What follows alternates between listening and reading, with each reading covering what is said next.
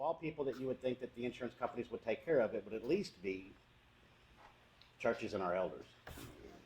That thing is actually flipped around, and it's even worse for those people like it is minorities.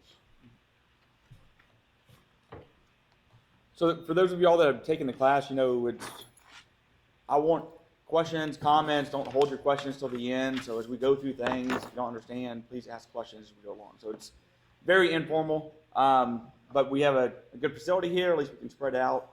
The restrooms outside the porta potty, so we have very nice facilities if you need to go out there. But a couple things that I'm going to go over and hit on today, and then Cal has some parts that he's going to go over as well. But whether it's my presentation, Cal's presentation, please ask questions as we go along. Okay. We're going to try to focus it as much as we can on Louisiana, what's going on with Hurricane Ida, the laws here in Louisiana, dealing with NFIP, flood insurance claims, but no questions off the table. So if you have a question about general adjusting, what's going on, how do I handle this, how do I address this particular issue with the carrier, by all means, feel free to ask it. And then also, we have a good cross-representation of people here. You're out in the field.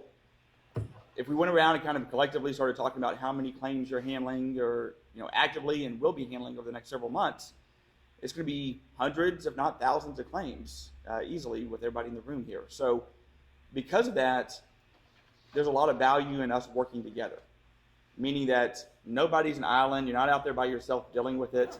You're going to have common issues that arise, and you can get help and get feedback from all of us. So those who've taken the boot camp and the graduate network, feel free to call Cal or I. We'll happy to answer any questions. But something else that's really valuable is, see, the insurance industry, it's a collective, unified front, right? All the carriers are collectively working together, and they're making decisions on, we're going to pay this and we're not going to pay this, and Allstate's saying we're going to do this, and State Farm says, oh, that's a good plan, we'll follow your lead on that. So there's a lot of patterns that develop. It happens after every CAT event. Okay, you're going to have patterns that develop where certain things are going on out in the field that you can tell, hey, I'm seeing this on multiple claims, I'm seeing this from multiple carriers. It's very beneficial to share that information. Look for patterns that are out there, talk amongst yourselves about patterns that are developing. After Hurricane Ike, we saw a lot of insurance companies going out and they would not pay for lifted shingles. They just said that's not damage. If the shingle's lifted, it's not damage. We're seeing that with multiple carriers across the board. And because we're able to demonstrate a pattern by public adjusters filing complaints, by attorneys filing complaints, investigating it and saying, hey, we're seeing this common issue occurring over and over again. Eventually, TDI got involved and investigated it and said, no, this is damage. So we'll talk about complaints today and kind of going over that process, but one thing that does get the attention of the Department of Insurance and kind of the legislative oversight that's done through the state is if you can show patterns, if you can show things that are occurring, common themes that are happening out there. Cal and I were working cases over, was it Hurricane Michael in Panama City? And Cal said, hey, read this policy and read this denial letter. And I went in and read the denial letter, read the policy, and he said, do you see the problem? I said, yeah, I can't find it in the policy. I don't know, maybe let me go back and reread the policy. He said, don't worry about it. I've read it like 5 times. It's not there. And so they were using... I do the same thing to him. Yeah. They're using... Can you see what I see? Using old, outdated form letters that their denial letter was referencing a section of the policy that section of the policy wasn't even there. And it didn't happen occasionally. It happened across the board. Also in Hurricane Michael, we saw where they were regularly paying policy limits on additional structures, but paying a very small percentage on the dwelling. It doesn't make a lot of sense. If you're going to total out additional structures, but then you're paying a very small percentage on the dwelling itself, when the dwelling is obviously a lot larger, more expensive than the additional structures. So patterns like that can be very helpful in the fight to push back against the insurance industry. And so we can take some of those examples and say, see, here's 8 files. They're doing the same thing across the board. This is not a rogue adjuster out there doing it. This is actually a pattern that's developed. This is obviously either a written mandate that's coming down from the top or a unwritten mandate that's coming down from the top. So start looking for those patterns, looking for stuff like that, and share that information. Information is power and it's key, so look for things like that. So we'll talk about National Flood Insurance Program. We're going to talk about the laws in Louisiana. There's some good laws on the books that have recently been enacted and taken effect, so we'll kind of go over the highlights on those. And Cal's going to talk about the adjusting and everything else. But while the workshops today, we're going to continue to have these. So we're already talking about having one in December.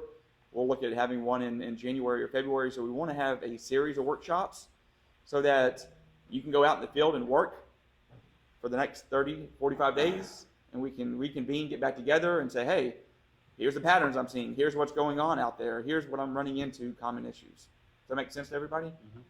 All right. So a couple handouts. Everybody get these two handouts. So I'll start with the first one, the one-page handout. Just some good general information for you. So the deadline to apply for any FEMA assistance, individual assistance through FEMA. This is not National Flood Insurance Program. This is not your flood insurance policy. This is just trying to apply for like grants through FEMA or any sort of loan programs through FEMA. The deadline's been extended to November 29th. So when you're meeting with the insureds out there, you're going to run into a lot of insureds that have damage from both flood and wind. They may have wind coverage, but they don't have flood coverage. Or they may be underinsured on their policies, where even if you get everything that's the policy limits are, they're still going to be left with a shortfall. So factor that need in, and the next 2-3 weeks, since the deadline's coming up at the end of November, really push that message to your clients you're working with. Hey, have you applied for individual FEMA assistance? November 29th is the deadline. Make sure you do that. Also, SBA, Small Business Administration, that deadline has been pushed to November 29th. So if you can get a grant from FEMA. It's usually a smaller monetary value, let's say, $2,500, maybe $5,000, depending upon your need, and it's a need-based program. But then you also have the Small Business Administration, SBA loans. SBA does disaster loans.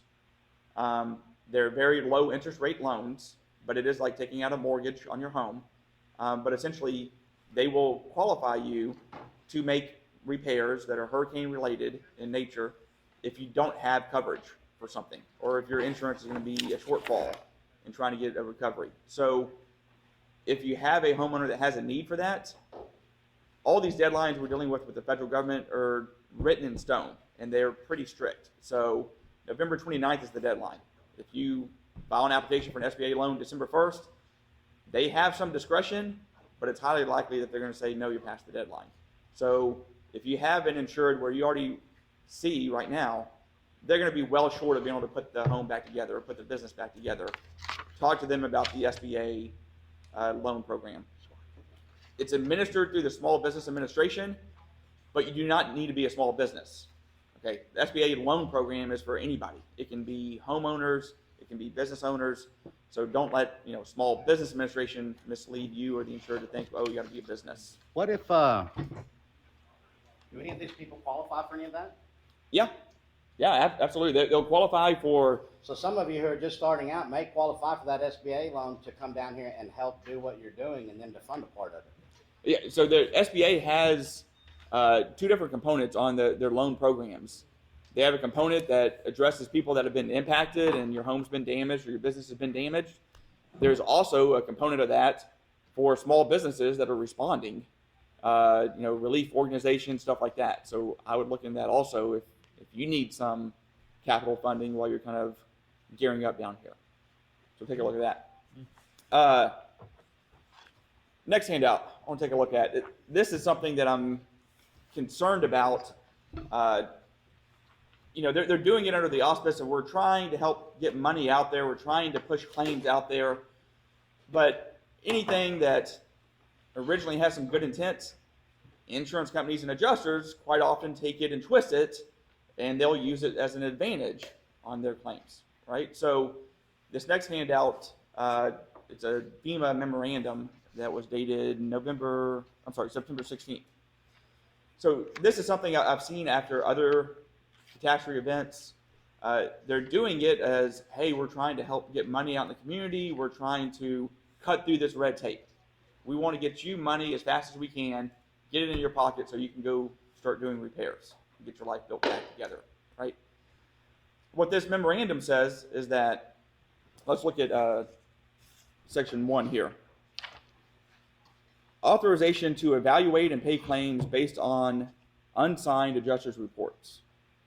Pursuant to my authority, this was issued by the acting assistant administrator for FEMA, under the standard flood insurance program and FEMA's regulations, I direct National Flood Insurance Program insurers to exercise their option to accept their adjuster's report to evaluate and pay a claim instead of a signed proof of loss. Okay. Additionally, I conditionally waive the requirements that the policyholder must sign the adjuster's report. To issue payments under this conditional waiver, NFIP insurers must provide the policyholder with the following. 1, a copy of the adjuster's report supporting the claim payments. 2, if the payment is less than the adjuster's report, a written explanation of the difference. And 3, a letter in the form and substance of the template attached in this bulletin. Okay, so they must provide the policyholder with 3 things, right? They must comply with 1, 2, and 3 and notify the policyholder of these.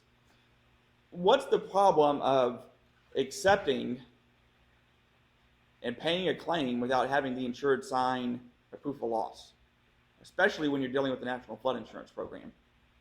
It sounds good in nature, but what's the real impact? Where's the rubber meet the road with it? Does anybody know? Because NFIP is so strict that if they don't follow those duties to the T, regardless of what the acting person says, it may adversely affect them in the long run. Yes, exactly. So they're allowing a initial upfront payment without having the insured execute a proof of loss. Right? What Cal talks about all the time, duties after a loss, what's the insured's duties? So the insured has failed to comply. They've essentially set the insured up to fail to comply with the policy. For that initial payment, they'll probably issue payment without having a proof of loss signed. But how often is that initial payment going to be the total amount that's owed under the policy? Never, right? So when you get 6 months down the road and they realize they have a shortfall, and so they hire a public adjuster, starts working on the claim, you're going to realize, wait, this initial payment was made, you never signed a proof of loss.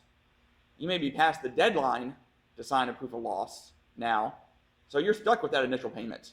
That initial payment was all you got. You didn't have to sign a proof of loss for it, but you foreclosed your opportunity to come back and get additional funds if you do not sign a proof of loss within the time periods. So let's read on a little bit more. I got a question. Yep. Even if proof of loss is not the correct amount, how much they should sign it anyway to protect their rights?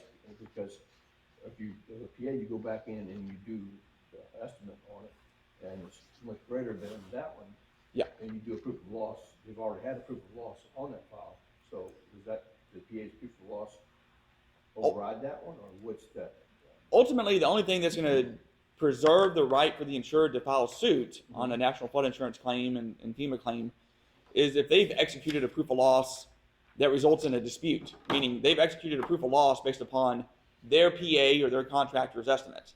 If all they did was execute a proof of loss based upon the original adjustment by the NFIP carrier or adjuster, then there is no dispute. So if you execute a proof of loss based upon $50,000 worth of initial payment, but you really believe it's $250,000 worth of damage, executing that proof of loss on that initial amount did not do anything. And so if you go past the deadline and you have not executed an additional proof of loss based upon the PA's estimate, the contractor's estimate, or whatever your total damages are, right, then you've lost your opportunity to file suit against that. So you want to execute a proof of loss that gets denied, essentially, based upon your amount. If it gets denied, then you have a time period to go file suit. And we'll get into that a little bit more. Okay. Nobody expects you to know the hidden damages. Is that what you're concerned about, is that there may be damages that we see in the end of it, that they're saying because we That- gave them this proof of loss, you're now married to it? Well, that, and it's a custom home, it's got excess insurance. I'm trying to trigger the excess insurance, he's putting, On flood? yes. What is the excess insurance on flood? Normally it's a $500,000. Yes and no. No, you got a $250,000 policy from NFIP, and then you have a $750,000 excess policy. Who's that policy for? Lloyd's. Yeah, they're gonna be under a different set of rules than the NFIP. NFIP will be under Right. NFIP, and then Lloyd's will be under the state code as long as they're embedded. If they're not, they'll be surplus. That, yeah, you should never be married Yeah. to So a proof of loss. let me go over that in just one second. I want to go over a different part, but let me address that on when you execute a proof of loss, what's it mean, what's it not mean? So let's go on and look at under number 3 here. It says NFIP insurers may make more than one payment on a claim arising under this conditional waiver. So they could make the initial payment or even subsequent payments without having the insured sign a proof of loss. This conditional waiver is effective through the expiration of the applicable deadline to submit a proof of loss. Okay. Yeah. A policyholder may still submit a signed proof of loss. So this isn't preventing. It says the policyholder can still submit a proof of loss if the policyholder asserts that the adjuster's report does not fully settle their claim and that they are entitled to an additional insurance payment. The policyholder must provide their NFIP insurer with a signed proof of loss with supporting documentation, such as a contractor's estimate, bill, receipt, photographs, and other related documents to support their claim. This next section is where it's important. Number 2, proof of loss deadline extension. To allow enough time for policyholders to evaluate their loss in the adjuster's reports, I'm extending the 60-day proof of loss deadline for submitting a compliant proof of loss for Hurricane Ida to a total of 180 days from the date of loss. So, under just the regular flood program, National Flood Insurance Program, the insured has to submit a proof of loss within 60 days. For Hurricane Ida, it's been extended to 180 days. So, August 29th was the landfall of Ida. 180 days out, that's going to be your proof of loss deadline to submit a proof of loss. So, how's that going? Where's the rubber going to meet the road? I haven't calculated the exact day. It's going to be like, what, the end of February, something 6 like that? months. Yeah, end of February, 1st of March. So, let's say they go out, they issue initial payments. They do not ask for a proof of loss. January comes, and they realize, hey, I'm talking to contractors now. I'm short. I don't have enough money. They hire a public adjuster. You come in and prepare an estimate. Okay. You send your demand in to the insurance company without a proof of loss. If you send that in, whether it's sent in before the 180 days or after the 180 days, doesn't really matter. Because if you do not submit a proof of loss based upon your demand, the insured executes a proof of loss and submits it within that 180-day window, then you're forever time barred from filing suit. February Against them. 25th. February 25th. So That's your 180-day deadline. So if you submit a proof of loss on February 27th, you're out of luck. You're past the deadline. Okay? They're going to issue, because I've seen it in multiple storms, initial payments and maybe subsequent payments without ever asking for a proof of loss from the insured, right? Or they make here's your $30,000, oh, here's another $20,000, and because you believe, oh, I was a little bit short, I went back to them and they paid me some more money, that if I'm short again, I can go back to them and they'll pay me more money. Well, once you get past February 25th, that's off the table. They're going to say, well, I'm sorry, you didn't submit a proof of loss, okay? What if you did sign a proof of loss, to your question, based upon the original estimate that was prepared by the NFIP adjuster? That did not do anything, okay? It got your payment, but it did not preserve your right to go file suit. Because if in that 180-day window, you do not submit a proof of loss based upon your total damages, there's no dispute. If you're going to file suit under the National Flood Insurance Program, you have to file suit based on a dispute, meaning you've submitted a proof of loss that was rejected or denied, and there's some amount they did not pay. And so if the only proof of loss you signed was the one they actually paid on, there's no dispute. Does that make sense? So, and I'm sorry, I forgot your name was? Nick Graffia. Nick, have you seen they're pretty like hardcore on the deadlines as far as the proof of loss? Oh yeah, for the forms, yeah. On the forms and just always, I'm always looking at the deadlines, but yeah, I agree with everything you just said. And yeah, go ahead and sign the first one, and for the supplements, yeah, sign those and make sure you're using their form. Yeah. Well, you can believe they don't know any other part of the claim. The only part that they're really taught is those deadlines. They're going to be specific to the deadlines because that's the cutoff. That means that after that day, we don't give a crap what you do. We've already got it in writing. It's already sitting there, and this is what we really want you adjusters to learn. That if they submit it after this day, we're not touching it. That's it. And I've seen quite often where they will make additional payments kind of on the eve of that deadline, where maybe they'll agree to another $10,000. Well, if they get another $10,000 coming in, the insured's not really too concerned. They're just like, hey, they just paid me some more money last week. I'm still within my window. And you may have some adjusters that give you a heads up on the deadline, but for the most part, you're not. Okay, the adjusters are not going to. How easy would this have been? This is what really irritates me. I mean, this is the federal government issuing this memorandum. It says you don't have to have a proof of loss, right? They can pay a claim without a proof of loss. And it gives 3 conditions on how to pay the claim, right, without a proof of loss.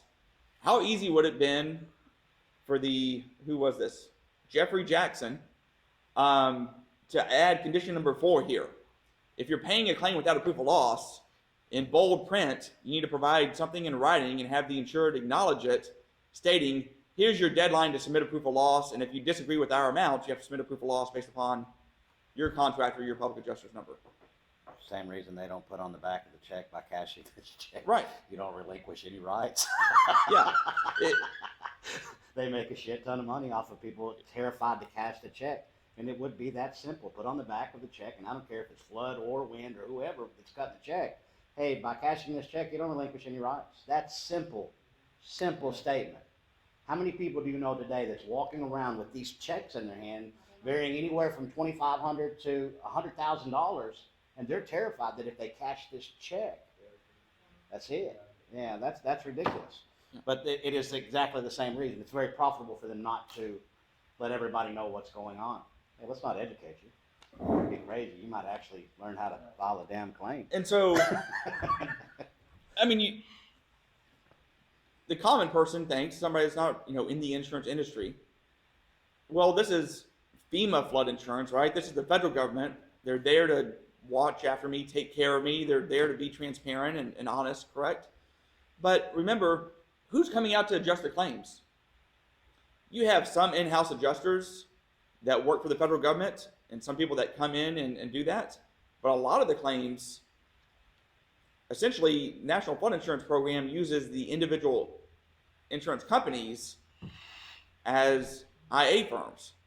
Hey, Allstate, you sold this policy, you go adjust this claim and we'll pay you to go adjust it on our behalf.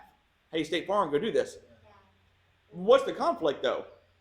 Oh, you also wrote the wind on the house. So now you have Allstate, who wrote the wind policy, adjusting the wind and the flood claim.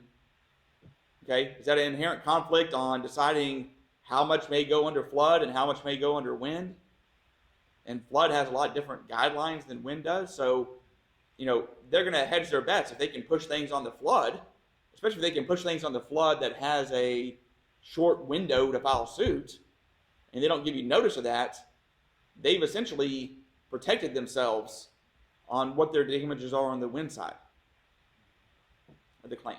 So Rigsby Sisters, that's a very good claim to look up. They went this very issue he's talking about in Katrina after in Mississippi. The Rigsby Sisters were adjusters for State Farm.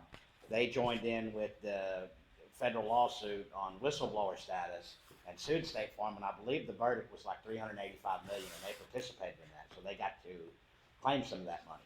But the argument is what Shaun is talking about, where State Farm had both claims, and the government said, shit, while you're going out there, you might as well just do both of them, and then State Farm was not paying really anything, but they were shifting anything that they did pay over to the flood category. That way they didn't, spend any money.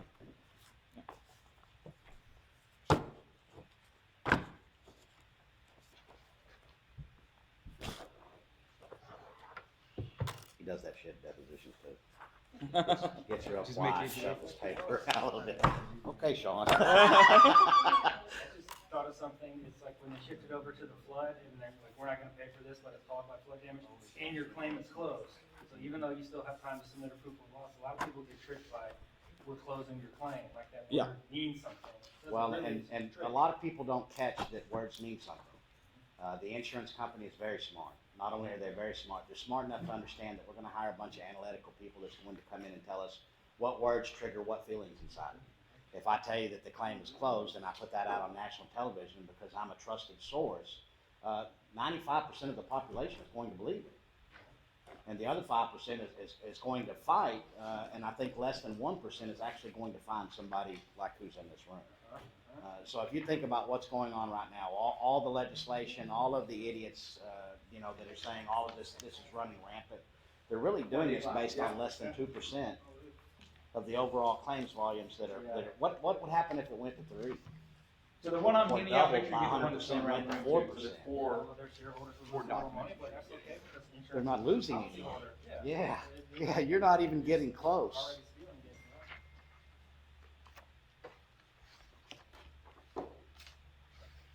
You sure?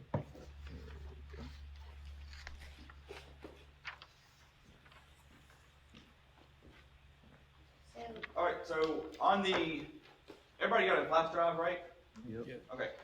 So on the flash drive, everything we're going over today will be on there. So what I'm handing out to you now are some sections from the claims manual, National Flood Insurance claims manual on how claims are supposed to be adjusted. It's like a 375-page document. So I just pulled some sections out of there that I thought were key we wanted to kind of go over today. But the full claims manual is on there. And it's PDF and it's searchable. So go through that and start using that if you're handling flood claims. Start pulling that up. Yep. And do we handle flood claims as a PA differently? Okay, so as a NFIP certified flood adjuster, they give you like, you have 13 items that are covered in the basement. These are the 17 items that are covered. Yep. They give you, this is how you write it. Obviously, they're not gonna write it correctly as a PA. Like, we would go in and retexture the whole wall, not just 4 feet and feather it in, blah, blah, blah. Yeah. So what is the difference on that aspect? It's very different when it comes to, as far as adjusting, writing your estimate, preparing your documentation. It's very similar between just a wind claim with a regular insurance company and National Flood Insurance Program. However, the rules on how things have to be submitted and documented are different. So we're going to kind of go over those differences now. But as far as you preparing your estimates, it's pretty similar. If you're handling a claim that has both, you're dealing with concurrent losses potentially, then I would create 2 separate estimates. I'd create a wind estimate and a flood estimate and make sure there's no overlap there. I mean, you don't want to have the 2 estimates because whichever carrier you're dealing with is going to want a copy of the other estimate. And so, make sure that there's not any substantial overlap. There may be a few issues that maybe it's harder to decide between wind or flood. Typically, I know because I would flood are harder to meet with wind. Yeah. And we never had the same claim, but we knew that for flood, it's from the ground up, for wind, it's from the down. Right. So that was pretty easy not to mix it up, but rewriting as IAs, not PAs. So it was very easy. Should there be a difference? There should have been a difference. There isn't. They're guidelines. Like, Right. we got our hands smacked all the time for retexturing a whole wall. Because we were trying to explain, you cannot feather it in, it's never gonna look right. We got yelled at a lot, but as you guys know, It's funny because Aaron likes to be yelled at for some reason. I think he gets some sick pleasure off he of likes it. bringing them around. So that's why I was wondering, like, we know how, as you guys are Yeah. aware, we don't have a right for that. But my thing is, we're now in the process of retraining our brains to write. You're deprogramming yourself to reprogram yourself. Yeah. How many claims do you think y'all ran as I? Yeah, a total. Okay. Yeah, we're undoing 7,000 or 8,000 wrong claims. The average. Literally, every It's- time you write another valuation. At the end of the day, it's really muscle memory. I mean, you do something repetitively, it becomes, you're building a muscle memory. So I'm you're, getting better. yeah. Well, if y'all, Sarah and Aaron work with us, and they're running quite a few claims with us right now, and they've already told you they ran 7,000 or 8,000 claims. The difference between running claims for a carrier and running claims for a PA, vastly different on the whole schedule. But I review every single thing that comes in. Before we submit anything, it comes to me and I review. Would you say it's typically what you thought would be covered? I'm catching what you thought I would catch, or Yeah. no? Yeah, it was simply what I thought you would catch. And sometimes it's just overthinking it. I'm overthinking it. But yeah, usually when you point something out, I'm like, I knew it. You know? But yeah, you see my monitor. I have sticky notes everywhere. Like, don't upload. But we don't think about the number one covenant. Yeah. Don't do nothing to them that you wouldn't do to yourself. Yeah. So if we adjust everything to that point and we adjust it to the policy and the facts of the loss, there is no other way to do it. That's why I have a hard time with people saying that, there's an IA way to do it. There's really not. There's the facts of the loss and the facts of the policy. You get to do it right. I mean, we're just not constrained by that box, the insurance company keeps you. Exactly. And that's the biggest point is that I'm trying to make, is that they put y'all in that box. That box is ridiculous. The box never should exist. No guidelines should exist. What does the policy say? But it's not very profitable to do that. The facts are the facts. You're not entitled to your own facts. Yeah. Right? Yeah. It's just one set. So hitting on that, what's different about dealing with National Flood Insurance Program versus as a PA versus dealing with a regular insurance company? So remember, National Flood Insurance Program, FEMA, you're dealing with the federal government. You're not dealing with a entity that's subject to any local jurisdiction, right? So the state laws in Louisiana or Texas or Florida do not matter, right? Everything is statutory, and it's federal statute that applies, okay? So there's a federal framework on how the claims are to be adjusted and how things are to be handled. So that means you may need to tweak some of your standard forms you use when dealing with the National Flood Insurance Program. So let's look at the first one. It says 10 on it, communications from policyholder representative. At the bottom of the page, it says 230 at the bottom of the page. So this is 230 of the claims manual that's on the flash drives for all of you. Very first communication with National Flood Insurance Company, the letter of representation, right? Your notice of representation, letter of representation, your first contact and communication with them. And I'm sure all of you that do this have a standard notice of representation that you send into the insurance companies that you're working with. If you're dealing with regular insurance companies in various states, that pretty much can translate from one state to the next. You don't really have to change your notice of representation based upon the jurisdiction you're dealing with or what insurance company you're dealing with. However, if you're dealing with National Flood Insurance Program, you need to have a notice of representation template for NFIP claims. Okay? The reason being is a standard notice of representation is not sufficient for National Flood Insurance Program claims. So letter of representation, about halfway down the page, it says, whenever the policyholder authorizes a party to speak with an NFIP stakeholder about their claim, the policyholder will need to do so in writing. By law, the NFIP stakeholder must obtain this authorization to protect the policyholder's privacy. Privacy release. To authorize another individual to represent the policyholders must also submit a document or documentation that includes all named policyholders, full names, addresses, dates, and place of birth. Notice that one, that's a little bit different. Well, we actually have modified ours, and I'm going to give it to everybody before we leave today. Yeah. I'll give you all our whole Louisiana contract sets that have everything in it, including this updated information for NFIP that will suffice for what they're asking for. Names of the representatives and the policyholders' signatures. The policyholders must have this document notarized or include the following statement. So it either has to be notarized or include this statement. Can you hit on the difference of that? Yep. I declare under penalty of perjury that the foregoing is true and correct, executed on blank date, and then you have the signature. So, talking about notarized, let's compare it to sworn proof of loss. Okay, quite often under the policy it says submit a sworn proof of loss. Sworn proof of loss does not have to be notarized. If it is notarized, by definition that is a sworn statement, so that would qualify as a sworn proof of loss. But submitting a sworn proof of loss under the terms of the insurance policy does not say it has to be notarized.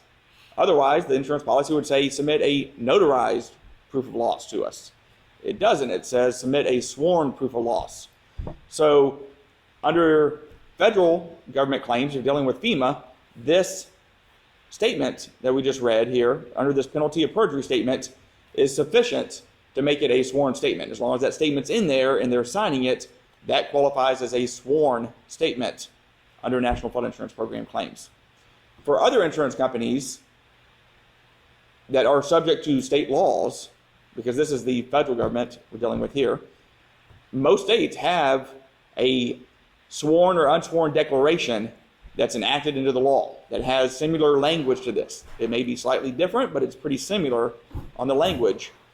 And as long as that language is, you do it in compliance with the state law, then it does not have to be notarized. Why is it so important? You know, some people say, why don't you just go get it notarized just to, you know, dot your I's, cross your T's, make sure you're good. Well, that's not always practical, right? It's not always practical in that sometimes you're dealing with an elderly person that can't travel. Sometimes you're dealing with, you know, with COVID recently, people didn't want to go around to other people necessarily. And especially after a catastrophe situation, you don't need to go get a notary when maybe people don't have power, don't have internet. You know, it's going to be hard to go find a notary out there on the street right now.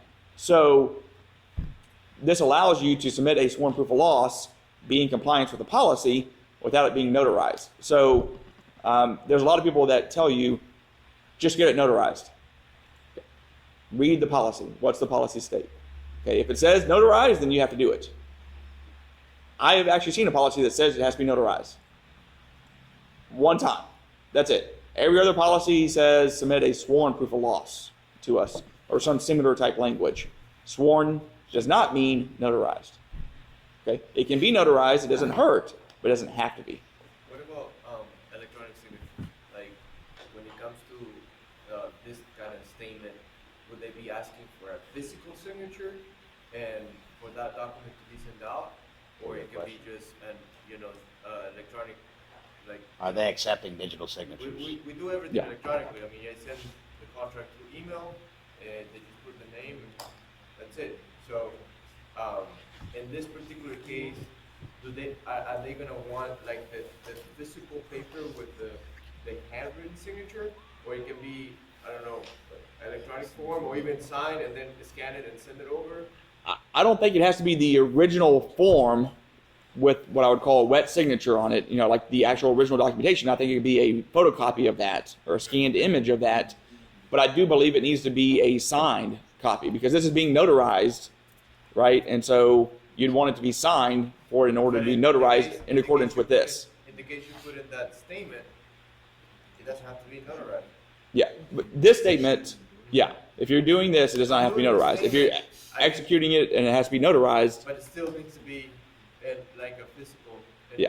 in a patient. I've had some claims where the adjusters went ahead and accepted it on NFIP claims, accepted it, paid based upon an electronic signature. But I think it'd be better practice to do a original signature on that because I think it's kind of questionable on whether or not every adjuster would accept that. Sorry, I missed that. I was in the restroom. Yeah. But Louisiana state laws, e-signatures are valid in court and everywhere, so I'm not sure how they interplays with what you were saying. As to a claim against, the windstorm carrier, it would be valid, but state law is not going to trump federal law on this. So, I missed what you said about state law interplaying. Yeah. It's based on the state law requirement in the context of NFIP. What was your point there? no, it's if you're dealing with like a windstorm carrier or something like that. If you're dealing with any other carrier besides NFIP, Okay, that's going to be subject to state laws. NFIP is not subject to any state laws. It's subject to federal law. And so that's all that's going to matter. So if you have a conflict there where the state law says you can submit it electronically, but you don't have a similar federal law, the federal law on NFIP is going to prevail. Okay, with all the other carriers, you can go by what the state law says. Does that make sense? They say the only thing trump federal is what, a treaty or something? Yeah, well, I mean, there's hierarchy of federal law, a statute versus a treaty or constitutional law or something like that. But yeah. So go down to the bottom of the page, 230 here. Public adjusters. I just thought this was interesting for you to read what they have in their claims manual about public adjusters. A public adjuster is an individual who negotiates coverage, scope, and price on behalf of the policyholder. When the policyholder is represented by a public adjuster in the proper letter of representation, so meaning a letter of representation that complies with FEMA rules and federal statute, the proper letter of representation and privacy release signed by the policyholder is obtained, FEMA recommends that the adjuster and the examiner send all written communications, including the proof of loss prepared by the adjuster, working for the insurer, to both the public adjuster and the policyholder. Okay, so this is saying they should send it out to both of you. So when you're demanding copies of all written communications, the proof of loss that's been executed, anything that happened prior to your involvement, and even going forward on the claim, I would go back and reference this section if it's NFIP claims, and give them the page and line number. Hey, page 230 says you're supposed to provide this to me. Okay. Yeah, question? Yeah. On their homeowner policy for NFIP, do they pay for contents manipulation? Yes. He's going to talk about it in just a minute. Okay. Yeah. It's got to be listed under content manipulation is what they're saying. Yeah. You can't list it as content hours, or you have to list it under specifically content manipulation. Mm-hmm.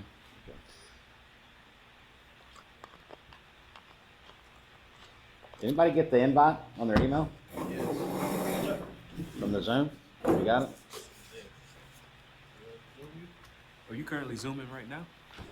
Yeah, I got Melanie wanted to be involved. She's not here, so I went ahead and did a Zoom and put it to it. But when I didn't print everything out, I like to keep it on the computer, so I have it up and I can get copies if we need them of what I'm going to go over. Let's look at the one that's, let's see, was it 226 at the bottom?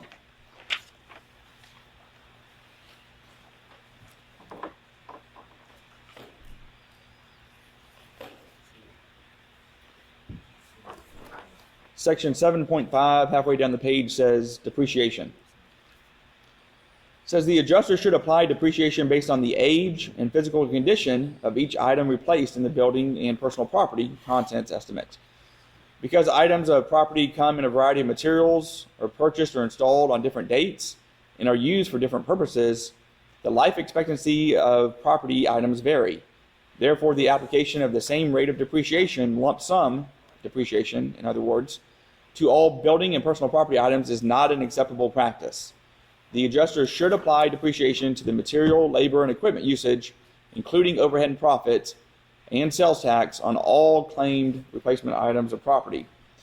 All claimed replacement items must reflect depreciation regardless of whether the loss qualifies for replacement costs or ACV loss settlement. The adjuster should document the claim to support the rate of depreciation or the lack of depreciation. Where the adjuster applies minimal or no depreciation, the narrative should include the underlying rationale. So when it comes to depreciation on a lot of flood claims, I see quite often where it's either lump sum depreciation, where it's across the board, they're depreciating everything at 20% or 25%, or they're not doing it lump sum, where they're applying the same percentage to all items within the estimate, but they are doing essentially 10% on these items, 20% on these items. Okay, that's still a form of lump sum depreciation, where obviously everything's not going to be a 10% or 20% or 15%, some round number, right? So this is something on flood claims in particular. It also happens on other claims, but I see it quite often where it's a stated lump sum depreciation. So if you're handling these claims, you need to go back and reference this section in the NFIP claims manual on depreciation. It's on page 226? 226, section 7.5. Halfway down, it says depreciation.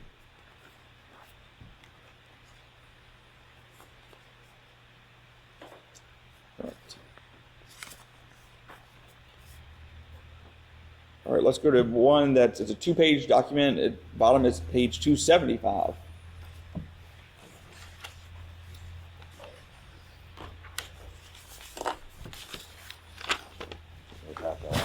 I already did. Yeah.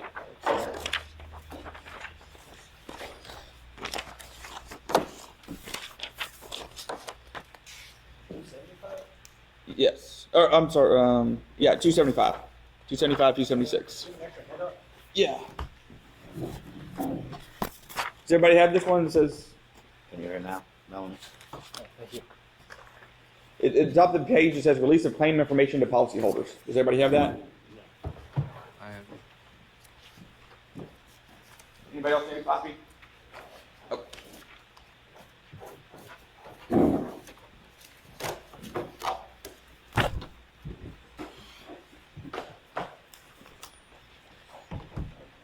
All right, release of claim information to policyholders. NFIP insurers must ensure that claim files contain all documentation in their possession directly related to the adjustment, investigation, and payment of an individual claim. Such documentation includes declaration page or verification of coverage, copies of claim payment checks, correspondence to or from the insurer and policyholder, communications between insurer, claims examiner, adjuster, and other insurers, adjuster reports, supporting documentation, material submitted by the policyholder, including estimates, claim decision letters, denial letters, expert reports, kind of a laundry list of items. Insurers should include electronic mail or other electronic communications in the file, either a print copy or in a PDF. NFIP insurers may only rely on documentation contained within their claim file. So they can only make a decision on things that are actually within their claim file. They have to have some sort of written documentation to base their determination on. Look down at the last paragraph on 275. It says NFIP insurers may redact any privileged communications from a claim file prior to disclosure.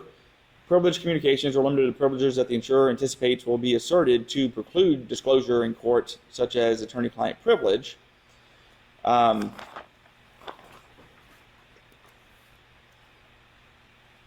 But let me see.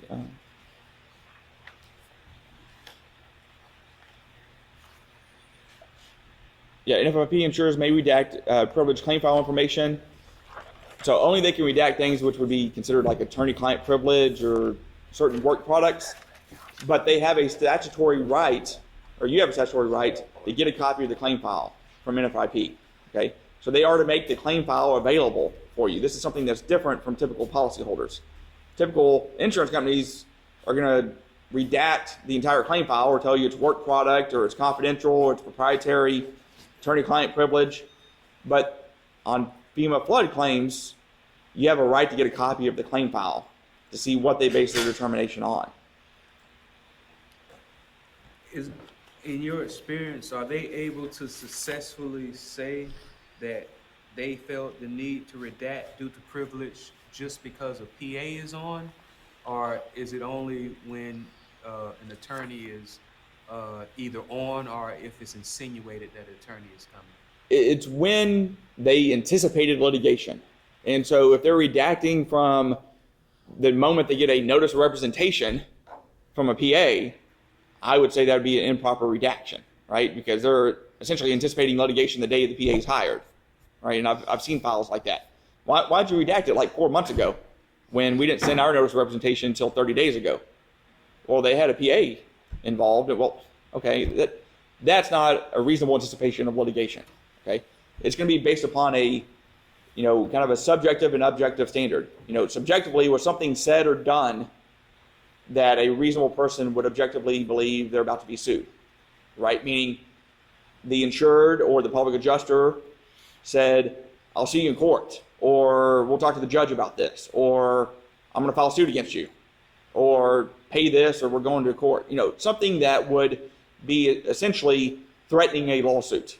Okay, there's no magic terminology, That terminology could be anything as long as it would be a reasonable person would anticipate, hey, I'm about to be sued based upon your actions and what you're saying, okay? Just documenting the file and preparing an estimate, submitting a proof of loss is not going to be sufficient. So if I got a claim file and it was redacted, well before it came to me as an attorney, I would question on why it was redacted that far back, okay? And if they had something in their file saying, well, we got an email saying, pay this or I'll see you in court, okay, well, maybe you did have a reason to redact it. But if you're just redacting it because, hey, the insured got representation through a public adjuster, I don't think that's going to be a reasonable anticipation of litigation. So it sounds like just a PA on isn't reasonable. So would it be a bad idea if a public adjuster was talking to a homeowner prior to them signing on, saying, hey, while we're talking about this and before I officially get involved, let me show you this 445.2 where you should make this request for your file prior to me officially coming or while we're discussing? Yeah, I mean, I don't think that would be a bad move. I mean, if it doesn't happen, then you should do it immediately as the public adjuster, because that gives you an opportunity to get caught up to speed on, you can ask, hey, give me copies of all your determinations letter you've gotten, give me a copy of all your estimates you've gotten, stuff like that. But the insured may not be the best record keeper, right? Or they may not have gotten everything that was mailed to them, because a lot of times in a catastrophe situation, the mail gets delayed or some of it gets misplaced or something like that. So that would give you a good baseline on what's been done in the claim to work off of. Did you have a comment about redaction or them redacting their claim files? Oh, yeah, I'm always litigating about that. Everything you said, I agree with. Really nothing to add. They just pretend like we're going to anticipate litigation and they call crap that's not word product, which really isn't. But this, it seems really useful. So. It's we're always going to have an argument 9 times out of 10 on where that line started. Where did you actually anticipate litigation? Okay, they're always going to try to set it as early as they can because they want to redact the most information. We always want it to be. That's why I always tell everybody in the boot camp, don't threaten a lawsuit, just act. If the insured is gonna want to go forward, always fight. Yeah. Talk a whole bunch of smack. Let's get it on. If we're going to war, we don't call up a country and say, hey, 10 a.m. 2 weeks from now, we're going to war with you. No, you don't want to give them a heads up, right? Because what anticipation litigation does, it essentially allows, this isn't just insurance companies, this is anybody. Let's say it's a business. One business is going to sue another business or something like that. It gives whoever's about to be sued the opportunity to kind of circle the bandwagons and say, hey, we're about to have a lawsuit filed. Let's all get on the same page. Let's start consulting with our attorney. Let's kind of get our ducks in a row. That's what that protection around anticipation of litigation does. And so when you send the final demand, Cal in his letter doesn't say, hey, you got 72 hours to pay this or you're going to get a lawsuit filed, right? It says you have 72 hours to pay this or the insurer is going to consider their options, or you have 72 hours to pay this or we'll move forward with other options. Something that's ambiguous where it could be a lawsuit, it could be something else, but you're not definitively saying, hey, this is what's going to happen. If you do in your final demand, it doesn't really matter too much because if they anticipate litigation a day or two before me or another attorney gets the file, it's not really a big deal. We just don't want them redacting the claim file where 2 or 3 months is gone because they anticipated it way back at the very beginning. And for us, literally, when we send that final demand in 72 hours, that's what we mean. In 72 hours, if you haven't responded in a manner that I believe is going to move the claim forward, you're going to get sued. And you're going to get sued on the 73rd hour. The attorney's going to be involved that quickly. The clients are already aware. Everybody knows exactly what's going on. And you don't get to hold the damn money any longer than what you possibly legally can. Everything that we're talking about today, the one thing that we should probably touch on first, NFIP is no different than wind as far as the money goes. They're doing the same thing. They're holding the pot of money. They're hedging the money on all kinds of things all over the place. The longer they can keep it in their bank account, the more happier they are. So every single thing that you do that allows them to hold that money in that bank account any longer, stop it immediately. Don't do it anymore. Think of paying your premiums for the year. If you pay your insurance premiums from January to December, you have 1 year of coverage. You pay on January the 1st, the full premium for the full year. If you file a claim on January the 2nd, and the insurance company is going to fight you, what money are they going to use first? Yeah, they're going to use your own damn money against you. Come on. So we need to look at some of those things. And sorry, Shaun, I just wanted to inject that in there. That's good. And then, I mean, like Cal's saying, it's really no different the way NFIP works, or the way TWIA, or the way, you know, Citizens Insurance, or some, you know, other quasi-governmental entity insurance companies operate, because essentially you would think, okay, well, this is a insurance agency or insurance pool that's set up, right? And it's set up by statute, either federal if you're talking about flood insurance, or state law if you're talking about like TWIA or some other insurance companies. Okay, but so you'd think, okay, well, they're going to be more likely to pay, right? Because it's essentially the government. It's kind of like DMV, you know, TxDOT, Texas Department of Transportation. They're government employees, so they don't really necessarily have the same motivation factors as a private insurance company does, right? Because the profit loss motive doesn't really come into play. That's true, but what does come into play? Human nature. Human nature comes into play where, yeah, maybe that CEO is not getting a bonus based upon, you know, what they paid out, like he would if he was working for Allstate or State Farm or something like that. But certainly that person has a vested interest in protecting their job, protecting the establishment, protecting what they've created, their position of power. So that's the whole thing about bureaucracy, right? I mean, you have bureaucrats that are there and they want to stay there. They're in power, they have a cushy job, they like it, and so you have the human element that comes in, whether you're dealing with NFIP or you're dealing with just a regular for-profit insurance company, right? And that human factor, you're going to see the sort of same actions of delaying the claim, dragging it out, underpaying the claim, right?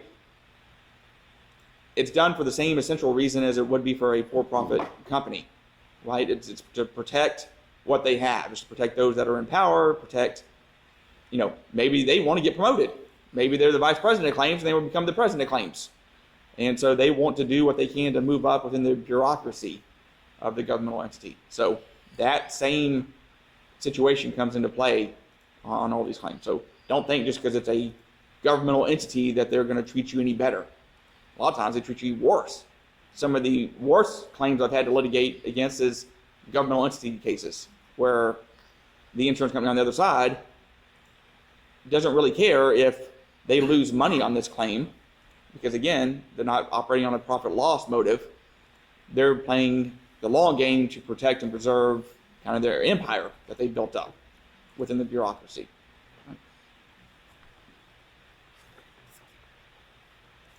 All right, it's like 289. It says section 5.2 statute of limitations. It's a 2-page document, stapled. Does everybody have this?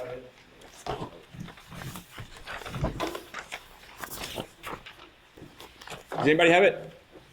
Okay. Yes. Some people do, some people don't.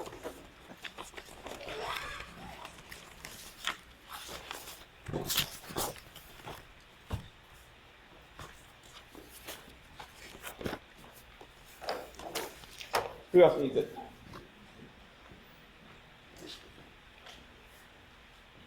Anybody else? You need one? And again, all these pages we're going over, they're all on the flash drive under the claims manual. It's the full 375-page document. Like I said, it's PDF searchable, so if you want to like pull up depreciation, or you want to pull up, you know, different issues, contents, or something like that, just search it. It's the easiest way to kind of navigate through it. There is a table of contents, but I usually always go to the search function. All right, statute of limitations. So talking about filing that proof of loss, we know it's normally 60 days you have to file the proof of loss with NFIP claims. It's been extended to 180 days for Ida. Sometimes it can go all the way up to a year. Like Hurricane Harvey, when it hit Houston, there was a 1-year extension. So you had 1 year to submit your proof of loss. If you're working FEMA claims, flood claims, I would always assume that you're going to be on the 60-day window, okay? Don't ever assume you're going to get an additional extension. A lot of times they grant the extensions after the prior date expired. So a lot of times they don't grant the 180-day period until day 65 or something like that, which means you're kind of in a window of opportunity there where maybe you're outside and you didn't have any protection. So I would just, the easiest thing to do, if you're working a storm and you're working claims, set up a Google alert on NFIP extension IDA or something like that.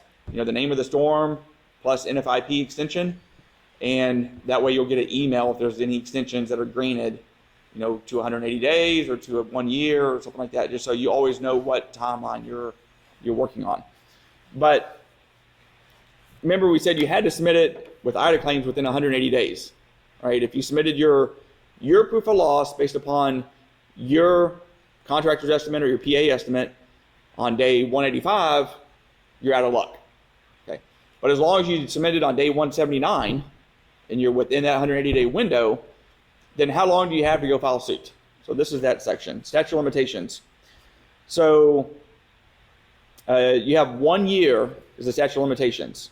Interplay between the extension of the proof of loss deadline for NFIP policyholders and the 1 year extension. So I'm going to read down in the kind of the gray area down here. It starts with the second paragraph.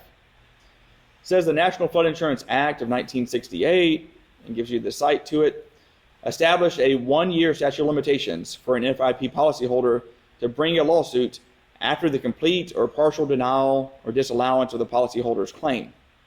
This 1 year statute of limitations was incorporated into the SFIP by FEMA, Standard Flood Insurance Policy. Unlike the SFIP proof of loss deadline, part of a regulation created by FEMA cannot extend the time limits to for NFIP policyholders to bring a suit. So FEMA can extend the deadline to file the proof of loss. They cannot extend the deadline to file a lawsuit. Okay. The 1 year statute of limitations is set by Congress, and Congress has never adopted a law extending out the 1 year deadline. So when's the 1 year deadline kick in?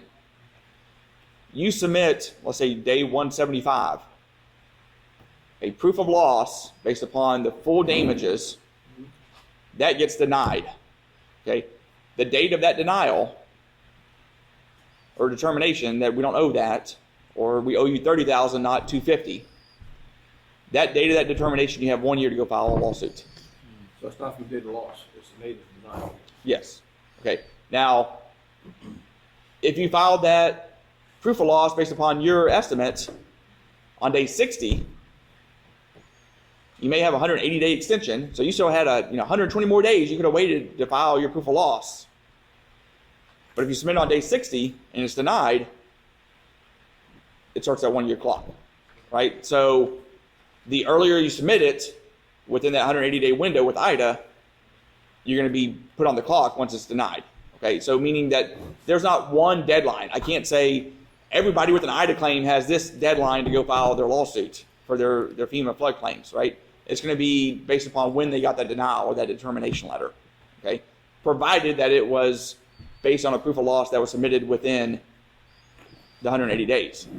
Now, if you submitted your proof of loss on day 185 and they come back and they deny it, you're out of luck, right? But as long as you submit it within that 180-day window, then you got 1 year.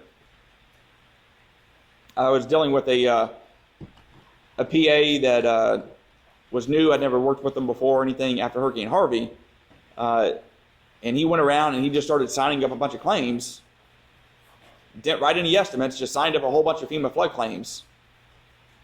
And then he prepared his first estimate, sent it in, and came back denied.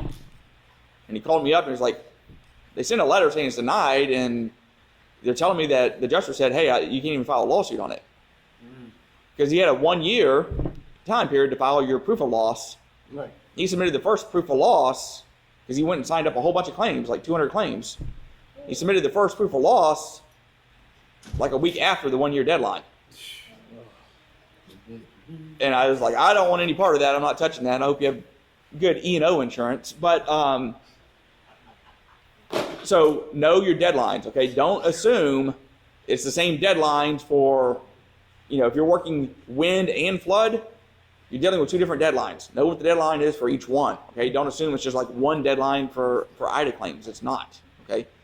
FEMA's going to have its one deadline, and Mrs. Jones may have a different deadline than Mr. Johnson right next door, okay? Because it's going to be based upon that determination letter and when that determination letter was issued.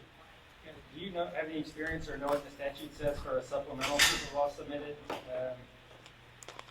don't know if the PA misses some damage and then, still within the 180-day time frame, they send a second one. You can submit a supplemental proof of loss as long as you're within the window.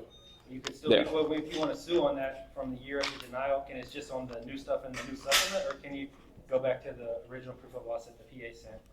It would just be the new stuff and the new supplement if you're already past, if the 1 year's already run on the initial proof of loss. Okay. That's what I was wondering. Yeah, it would be limited to what was in the supplemental. Now, if you're within the 1 year of the original proof of loss, you can file suit on all of it. So.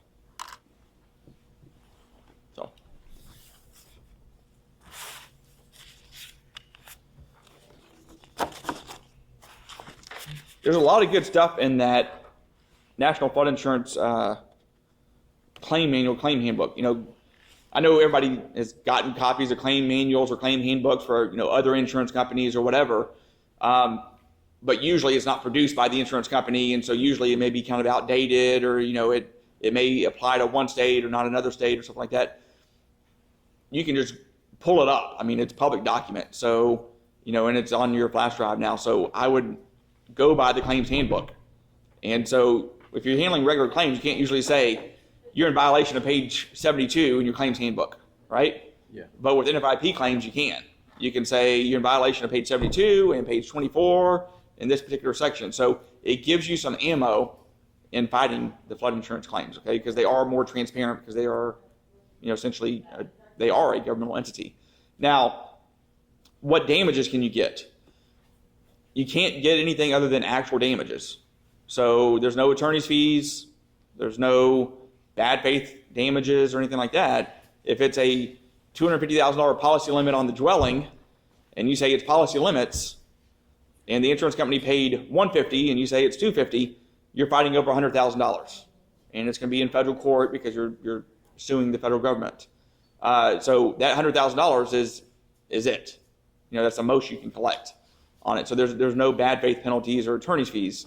The only exception was Superstorm Sandy, where they actually had widespread fraud going on, where they were going back and changing engineer reports, and that took an act of Congress to allow for additional damages. Congress had to pass it, President Obama had to sign it, and there was a program that was set up that did pay out more than policy limits on some of the claims, and a review process that was set up. That literally took an act of Congress. So I wouldn't plan on that happening again unless you get widespread fraud and Congress wants to act upon it.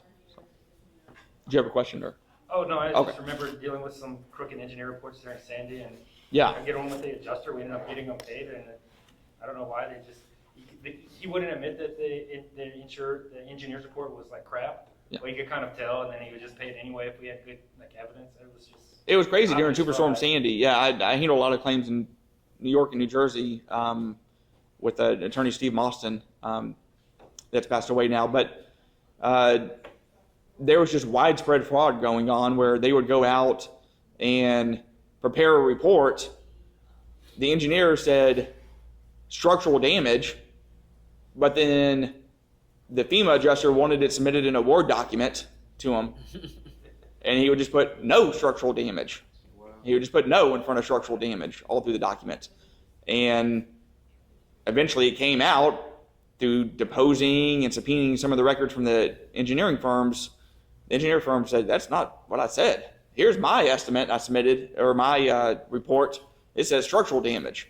And here's what the insurance company produced. It says no structural damage. So I didn't put no in front of that. Somebody else did that. So, but it literally took that smoking gun on multiple cases, showing, again, widespread issues, commonality of, this is widespread fraud, for Congress to act and take some action upon it. So that's why after every catastrophe, these are not handled in silos. Okay, so Allstate, State Farm, all the big insurance companies adjust, hey, this is what we're doing with IDA claims. This is how we're handling IDA claims. They put out the narrative, they put out the directions. Sometimes it's written directions, quite often it's informal directions, right? It's just spoken, so there's no email chain to track back, but looking for that commonality of issues can be very important in these cases because you do see patterns, okay? State Farm kept, right after the winter storm in Texas, the CEO of State Farm went on national news and said, yeah, you know, are you concerned about these cases and what liability it means for your company? And like a matter of days after the storm, I mean, people still didn't have power. No adjusters had gone out and adjusted anything, right? People still couldn't drive the streets. Said, no, we're not concerned about it. We've internally looked at it. We believe, on average, each claim will be less than $25,000. Okay? Just about every claim I saw that I'm handling now from State Farm, guess what? They're all below $25,000, right? So statements like that are made are done for a reason, right? It's, hey, everybody get on board. You're not paying more than $25,000 on these claims, right? So look for the commonality, look for those issues. And I know y'all said at the beginning, that's when y'all meeting regularly. Do you expect everyone to be bringing in their most recent engineer reports? What I would like to do is, kind of create an open dialogue where, you know, we have this class and then, you know, through some of the forums and stuff like that, where we can say, hey, what is everybody seeing? You know, and if somebody chimes in and says, hey, I'm seeing they're not paying for drip edge, or they're not paying for, you know, they're depreciating labor, or, you know, some issue that you're seeing it apply on multiple claims, and other people might chime in and say, yeah, I'm seeing that too. You know, then it's something like that where we can identify 2, 3, 4 things that we can investigate, we can bring to the regulators and kind of bring it to their attention, put it on their radar. Talking about OMP. What's the county saying? Good. Like, state trumps county, buddy. It says it everywhere. You're like, well, it's gotta be on there. Yeah, it's ridiculous. Page 163. Overhead and profit. 10% overhead, 10% profit. The adjuster should evaluate each claim and document support of their decision in the file. General contractors' overhead expenses are the ongoing costs associated with running a business. Overhead expenses are typically categorized as indirect, general, or direct. Indirect overhead costs are fees that a contractor pays on a regular basis that are not specific to a particular job, like salaries, office rent, basic supplies. Direct overhead costs are typically those ongoing costs for a particular job, such as short-term office space, project-specific salaries, job-specific equipment, short-term water and sanitation facilities.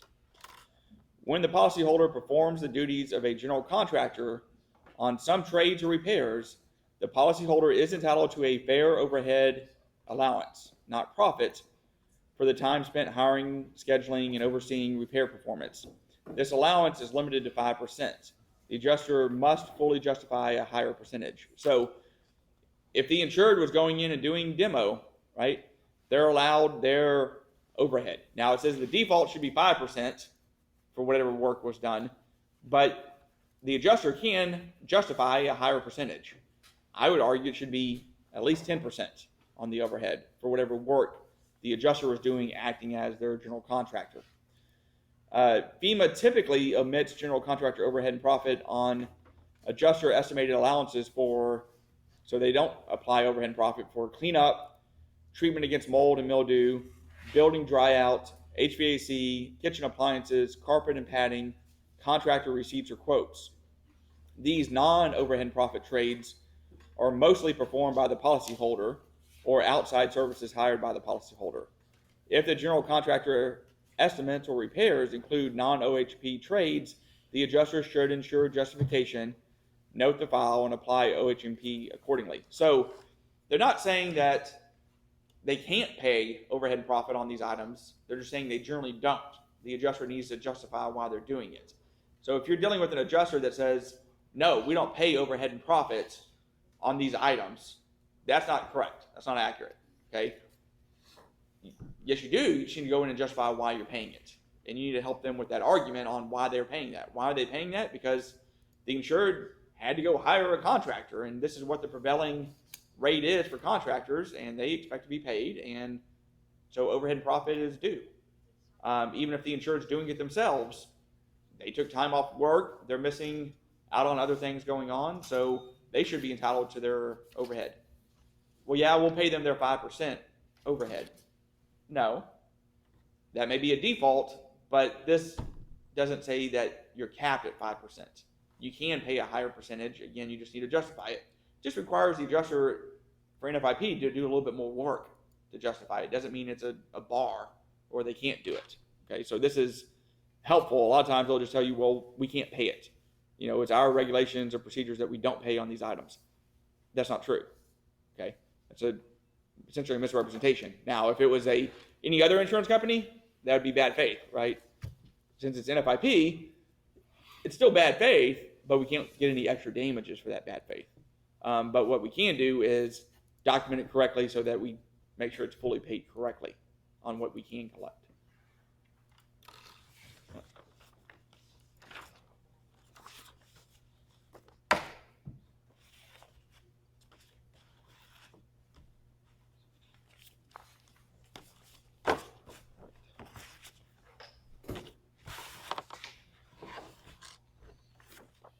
All right, here's a big one. When it comes to payment, payment-wise, check-wise, our name on the check, that doesn't change with life insurance? See, you think we met before and I coordinated you and said, hey, ask this question, you know, at 11:40 a.m. So, perfect segue. How do you get paid? Exactly. So, yeah. Because I saw the last section here, it says payment, so I was like, Yeah. This does that work the same? Is it different? it's completely different. So that's what the handout is about that we're gonna go Okay. over on how to make sure you're getting paid. So with a regular insurance company, you send in your notice of representation, right? And part of that notice of representation says you're to be included on any drafts or checks or whatever settlement funds that get issued. And for the most part, in every state, the insurance companies will abide by that. You have some pushback with some carriers, but for the most part, they honor that agreement and they include your name on any drafts that get issued. NFIP, not so much. Okay. Again, it's different laws, different rules of the road. So there is a way to get yourself included on the check, but you have to make sure it follows in compliance with this handout we're going to go over. So, Certificate of Assignment of Claims Interest made pursuant to the Assignment of Claims Act, 31 USC section 3727B. All right, so you have to have this form prepared, notarized, witnessed by 2 witnesses, sent in to NFIP to get your name on the check. But something you have to do to make sure that it gets on the check is, let's read through this language and it'll become apparent. It says, before me, the undersigned notary on this day personally appeared blank. That would be the name of the insured. The assigner of this certificate of assignment, a person whose identity is known to me. After I administered an oath to an affiant testified as follows. I, Joe Smith, insured party in interest hereby filed a claim for coverage under the National Flood Insurance Program and was assigned claim number blank for my losses sustained from Hurricane Ida in 2021. My claim has been accepted and the undisputed amount owed has been determined to be blank. I do hereby freely and voluntarily assign a blank portion of my claim. This is where you'd write in a percentage or whatever monetary dollar value it would be. For services performed in connection to the adjustment and handling of the loss. I hereby request that blank be included, this would be the name of the PA firm, as an additional payee on any and all checks issued on the above referenced claim number in accordance with this assignment made pursuant to the Assignment of Claims Act 31 USC. Insured signs it, prints name, signature, date, the notary notarizes it, and it's witnessed by 2 different people. Okay, that's what you have to do under the Assignment of Claims Act to get your name on the check. Now, in reading it, it's a assignment that's occurring post acceptance or post approval of an amount, right? Because you have to write in, my claim has been accepted and the amount is X. So that means you have to submit that after you know. You can't necessarily submit this on the front end and be blank, where you don't know how much has been accepted or denied yet, right? So you can't make this assignment before you're entitled to the money. You have to make this assignment after you're entitled to the money, after the insurance company issues that estimate, right? After they issue the estimate, but before they issue the check. So it's a pretty small window of opportunity in which to get your name included on the check to do that. What I would recommend you do is on your contract you sign with the insured, on the front end, assigning you your percentage or your however you're getting paid on the claim, as part of that original contract with the insured, I would put a line in there and have them initial it that the insured agrees they will execute a certificate of assignment of claim once the claim amount is approved. Okay? That way, you're getting them to agree that they're going to execute this document on the front end, right? And then you can, once you have the numbers, you can get it executed and get it submitted. Now, what happens if you don't get your name included on the check? Doesn't mean they don't owe you anything, right? You still have a contract with them. Yeah. You still have a contract. You can still enforce the contract. You can still file suit against them if you want to. But collecting payments can be a lot more difficult if your name's not on the check, right? Yeah. If your name's not on the check, then that means that you're going to have to hound them for payment, and it can be difficult to collect, meaning that their homestead is probably going to be exempted, right? So you can't put a lien on their property in most jurisdictions, in most cases. So you're going to be filing suit against them, hoping that they have some money that you can garnish or collect after you prevail, after you get a judgment. Okay, and so hopefully there's some way you can go collect. If it's a small amount, maybe you can. But if it's, $25,000 they owe you, because you got policy limits paid on it for the dwelling, getting $25,000 out of a homeowner that maybe doesn't have the money, he's already expended it and built their house back, could be difficult. So you just need to keep that in mind.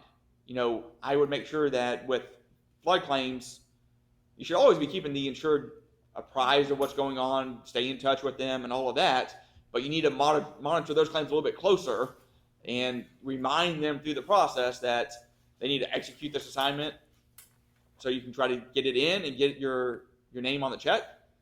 But if that check gets cut before you get this assignment in, right, then you're going to be dealing with the homeowner to get payment. That means they're going to have to cut you a check.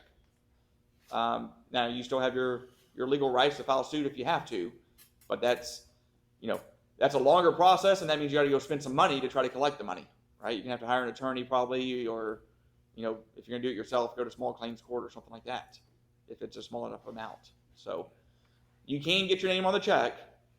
It's just you have to dot your I's and cross your T's with the way the assignment's made.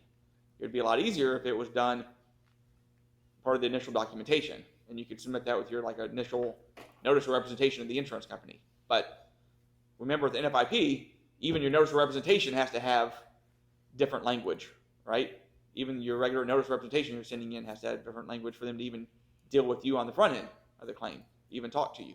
So this is on the flash drive in a Word format. You can go in, edit it, but I would reference this, have the insured. You could even have the insured sign this, but not date it, right, on the front end, and then you could later go back and fill in the amount and have them date it at that point. Right. And that take away the emotional. Yeah, it takes away, when it's already halfway filled out, then I think it would take away some of the pushback on, well, I don't know, maybe I don't want to sign this. What did you really do for me? I could have got this paid myself. All the excuses you hear when the money comes in. When the money comes in, everybody thinks, you didn't really do much. Yeah, everybody has a short-term memory at that point. And what? What contract? What are you talking about? So, have you had any issues with, pre-suit or anything, trying to get your firm's name on the check? Or Oh, no, it's on there.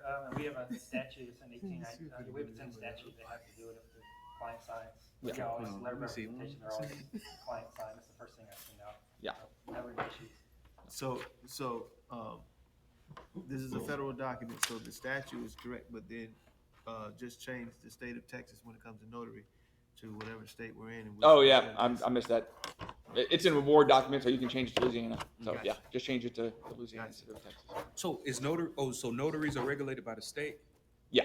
Oh, so you got to get notarized in whatever state. No, you can get it notarized anywhere, but usually the notary is going to be in the state where you're, So someone could be a Florida notary and come over here and notarize documents. They could. I mean, some states now are doing, remote notary where, the notary's not even physically there. You just kind of hold up your ID to the camera and stuff like that over like Zoom or something, and they'll notarize the document and send it back to you. So you can have, a notary that's going to be in a different state. Okay. If you're physically in a different state, if it's being done in accordance with the law that allows for remote, then that's one thing. If it's not being done under accordance with that law, then if you're getting something notarized, you should be there in front of the notary. And so usually it's going to be the state that the loss was in, because you're going to be there also. Got a question for you. When they fill in this out, the insured prints their name and signature, the date open.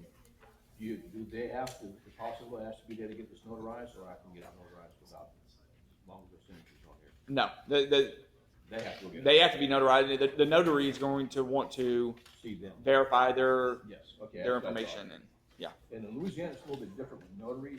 It's most places you just go and take a little short course. Over here in Louisiana, it's a little bit more involved. Yeah. Than other states. Yeah, that's part of protecting their license. They are to verify it, and they're actually supposed to record down the method of identification. If they already know the person, they can just say, personally known. But if not, they're supposed to record, I verified their driver's license with expiration date, whatever it is. So.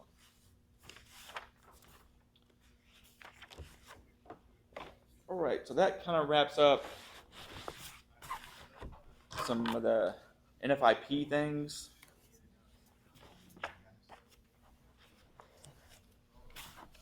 One of the questions I'd asked earlier, for about contents manipulation, you know where that's at in claims handling? I don't know what page it's on, but it is searchable, so you should be able to pull up. I think it's under the content section in the handbook.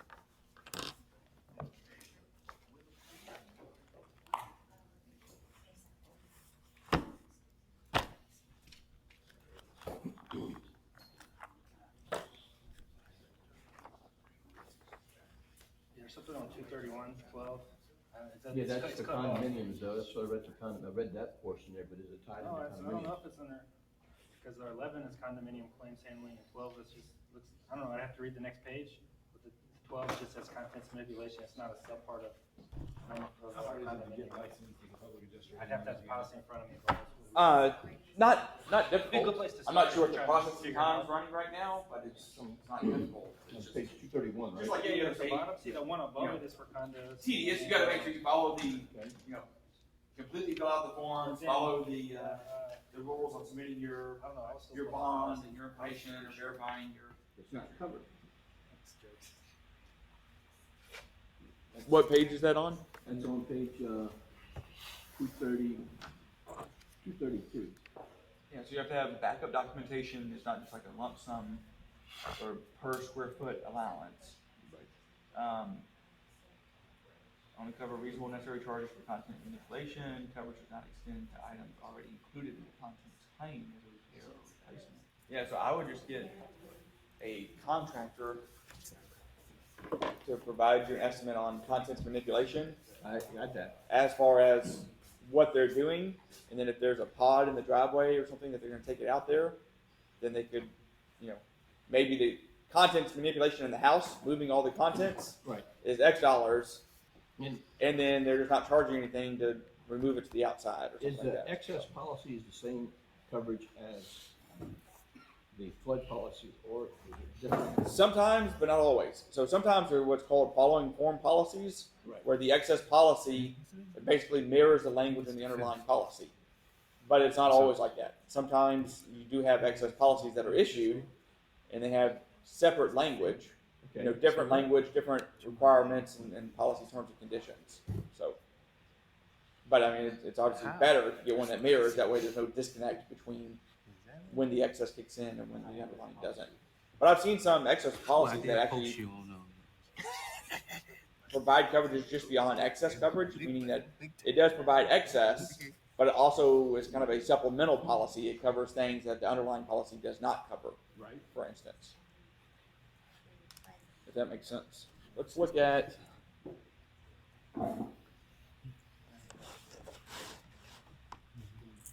Act number 345.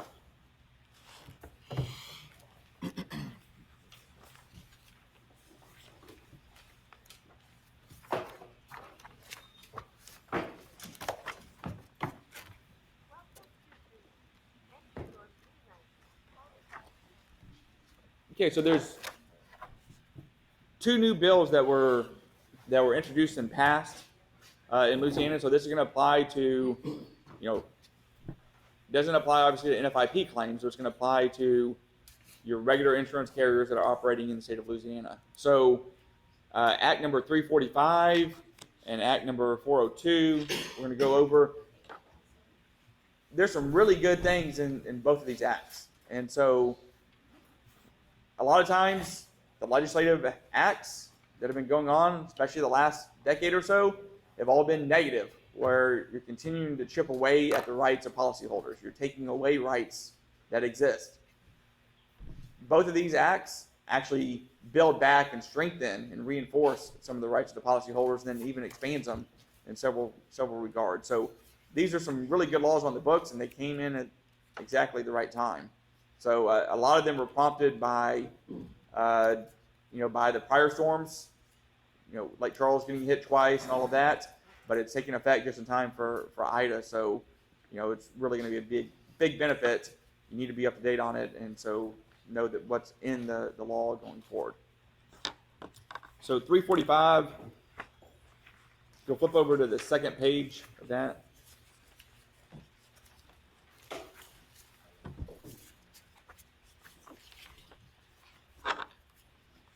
So this is talking about depreciation. Section B, up at the top, says an insurance policy covering damaged property may allow for depreciation. Okay, so insurance companies can write a policy that allows for depreciation of a claim. Section C says an insurance policy covering damaged property shall provide that depreciation may be deducted or withheld in a form approved by the commissioner. If depreciation is applied to a loss for damaged property, the insurer shall provide a written explanation as to how the depreciation was calculated. So the insurance company has to show how they came up with their figures in calculating the depreciation. Remember, like 5th grade math class, where it wasn't enough just to get the right answer. You had to actually show your work, or you didn't get full credit for it. Like if you didn't show the long division or the multiplication and how you reached the numbers, then you didn't get full credit. Now they do something called core math. I don't know how to do any of that. My kids bring math problems. I'm like, I don't know. When I was in school, 2 + 2 = 4. Now it equals 5. I don't understand. But you have to show your math, right?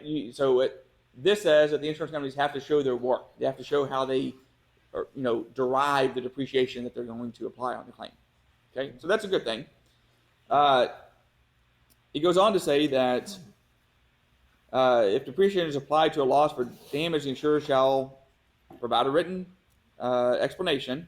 Okay. The next section says depreciation shall be reasonable and based on a combination of objective criteria and subjective assessment, including the actual condition of the property prior to the loss. Okay. This is really important. So it's creating where there has to be a objective and subjective standard. Okay. You have to have an objective standard and a subjective assessment of the building components. So what's this prevent the insurance companies from doing? This prevents the insurance companies from having a standard depreciation schedule that's included in the policy that says when the roof's 10 years old, we're going to depreciate it at 40%. Okay? That may meet a objective standard, right? But they fell on that second prong, subjective assessment of the materials. So it gets away from trying to create a standardized depreciation table or depreciation schedule, right? you can have some guidelines and rules of the road, but you have to actually look at the condition of the individual property. You can have a 30-year roof, right, with a 30-year shingle. It's 15 years old. Is it proper to depreciate that at 50% if it's halfway through its lifespan? Maybe, but maybe not, right? You can have a 15-year-old roof that has a stated lifespan of 30 years, and it may last 45. 15 years into the 30-year span, it may still be in good condition, right? It may be well maintained. It may have very little wear and tear on it. So it would not be fair to the insured to go in and depreciate that at 50% depreciation just because it's halfway through its expected lifespan. Remember, that's an expected lifespan. Doesn't mean that it's absolutely certain, right? That's just how long it's projected to last. It may last a lot longer, or it may last a lot shorter too, right? So they have to actually go in and look at things and make a determination about, here's the lifespan of what this item was supposed to be. Here's the actual condition I'm seeing, and that condition is going to be what? Pre-loss condition. I mean, obviously you can't look at the condition after a storm comes through and says, your roof's in bad shape. Well, yeah. So you have to look at the condition immediately prior to the loss to determine how much lifespan it had or did not have left on that. Because what you describing sounds like in Florida what they call the broad evidence rule. Right. Now, how the best argument that I have is, well, my grandmother's had the same floor for 50 years and we still walk on it. Can you think of another good like just conversationally or argument that you've seen make people think that works when it comes to that broad evidence type of subjective conversation you just said? Yeah. I mean, you've all seen houses where, you know, it may be an older home, but the people take pride in their ownership of their house. It's, you know, well maintained, right? And so you can have a 20-year-old house that's run down, or you can have an 80-year-old house that's in really good shape, right? So I own a property that's over 100 years old. There's a lot of things in there because it's been well maintained prior to my involvement, you know, prior to ever owning it, where it's in really good shape, really good condition. So if you're going to go in there and depreciate something on the depreciation chart, and you're just going to strictly go off that guidelines and not deviate from it, you're going to be dramatically over depreciating things because there's a lot of lifespan left in it, even though it's 100 plus years old, right? So I think a broad evidence rule is the best way to go because you're factoring in, yes, this is the stated age and how long this should last, but you also have to factor in how long has it really lasted? How much life is really left on it, right? In different environments too, you have different wear and tear that occurs on it. Certain environments, you may have very little weathering of it just because of the moisture content, the humidity levels, the amount of sunlight it gets. You know, all those things are going to factor into the weathering that goes on with an individual element. You may have a roof that is shaded, you know, half the day or more because it has a big oak tree. It's not overhanging and causing any damage to the roof, but, you know, half the time that roof is protected from sunlight that breaks it down over time and stuff like that. So it may way outlast its expected, you know, lifespan on it. So in our letters, you would just make sure to keep talking about how well maintained and the fact, okay, got it. It's no cut and dry way to do it. Just keep talking about how and when they and what they do to maintain these things. I mean, that looks like a new shingle to me. You know, that looks like this roof was installed 3 years ago. It may have been there 15, but it was in really good condition. It was really good shape prior to the loss. I haven't seen an estimate that supply this new law to it. So when you file a complaint, would you include the statute in this? Yeah.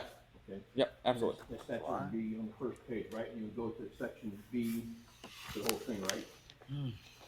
Do what?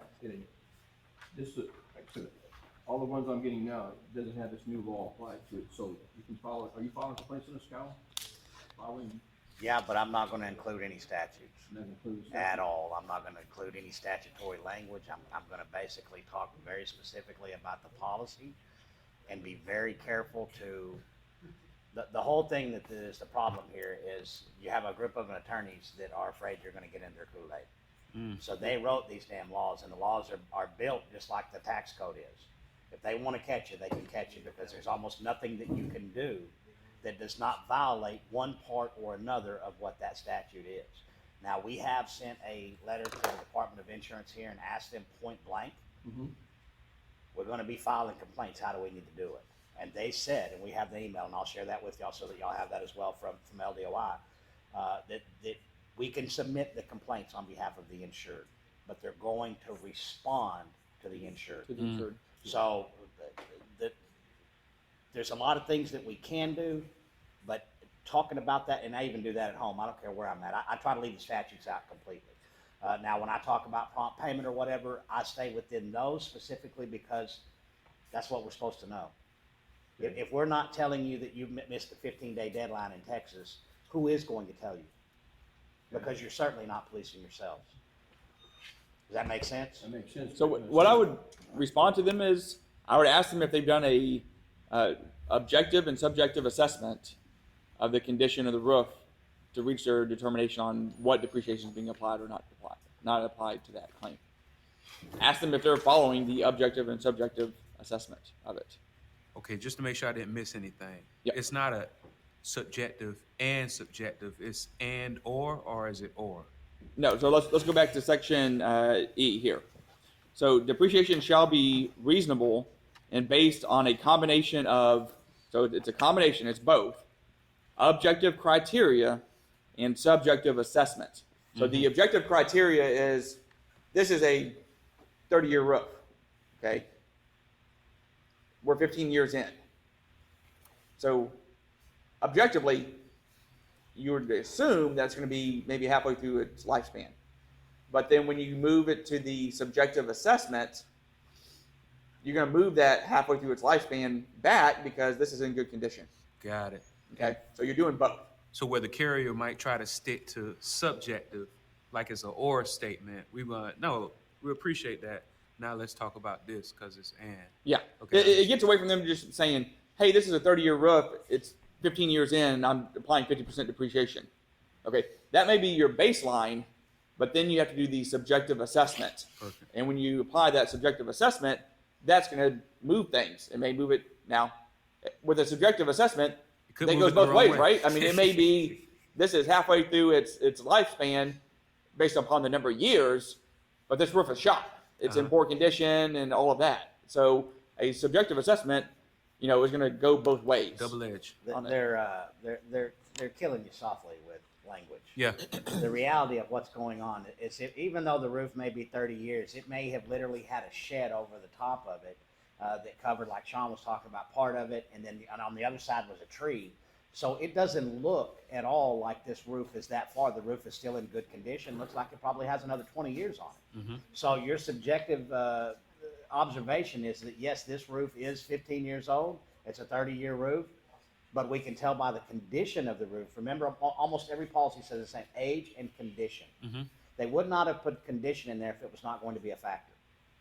Does that make sense? Understood. So what Shaun's telling you is that you need to look at it and be honest and realistic with what it is. And if you don't believe that this is only a fight you're going to have if you don't believe that the depreciation is correct. Was applied Right. correctly.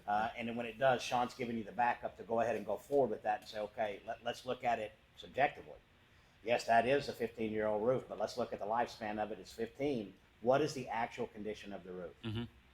That's what they're wanting to try to get at. Got They it. used a whole bunch of fancy words to try to get there, but the reality is what does the roof look like and what is the original lifespan of it? To further what you said, it's right there in Part E, says the last clause, including the actual condition of the property prior to loss. Yeah. Everything it says in policy and right there. Well, and they want to make, and what, Shaun's going to always give you the lawyer response. Always, always, always. and I'm going to try to break it down to where you and I can understand what he's saying. But that's really important. What you just hit on is, right, look at Section E there, including the actual condition of the property prior to the loss, right? Remember I said you're making that subjective assessment prior to the loss. You can't make the subjective assessment after the hurricane comes through, right? Because things are going to be damaged. So you're making that subjective assessment prior to the loss. what would be a good piece of evidence to show what the condition of the roof was prior to the loss? If you were never there on site, right? I mean, you probably never met the homeowner prior to the loss. You probably don't know what it was prior to the loss. So what would be a good documentation of the condition of the property prior to the loss? Satellite image? Do what?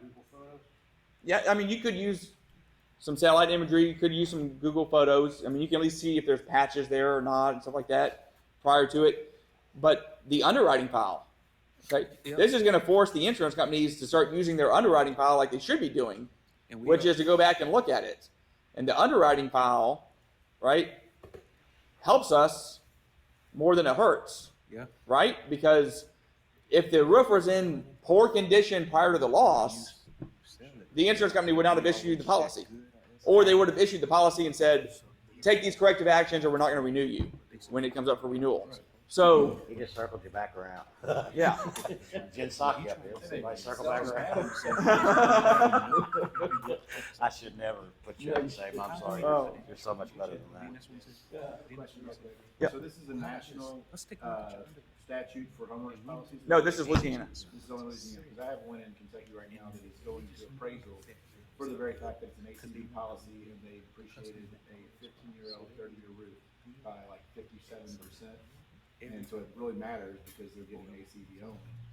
So it's one of the sticking points that we took to appraisal for, but I was wondering how, because I'm kind of leveraging him saying, look, I mean, at the bare minimum, you could have been objective and put 50%, but you put 57, which it doesn't make any sense. And we're just trying to, it's just a tug of war, basically, trying to get it down. Yeah, and what's that you just say that's in?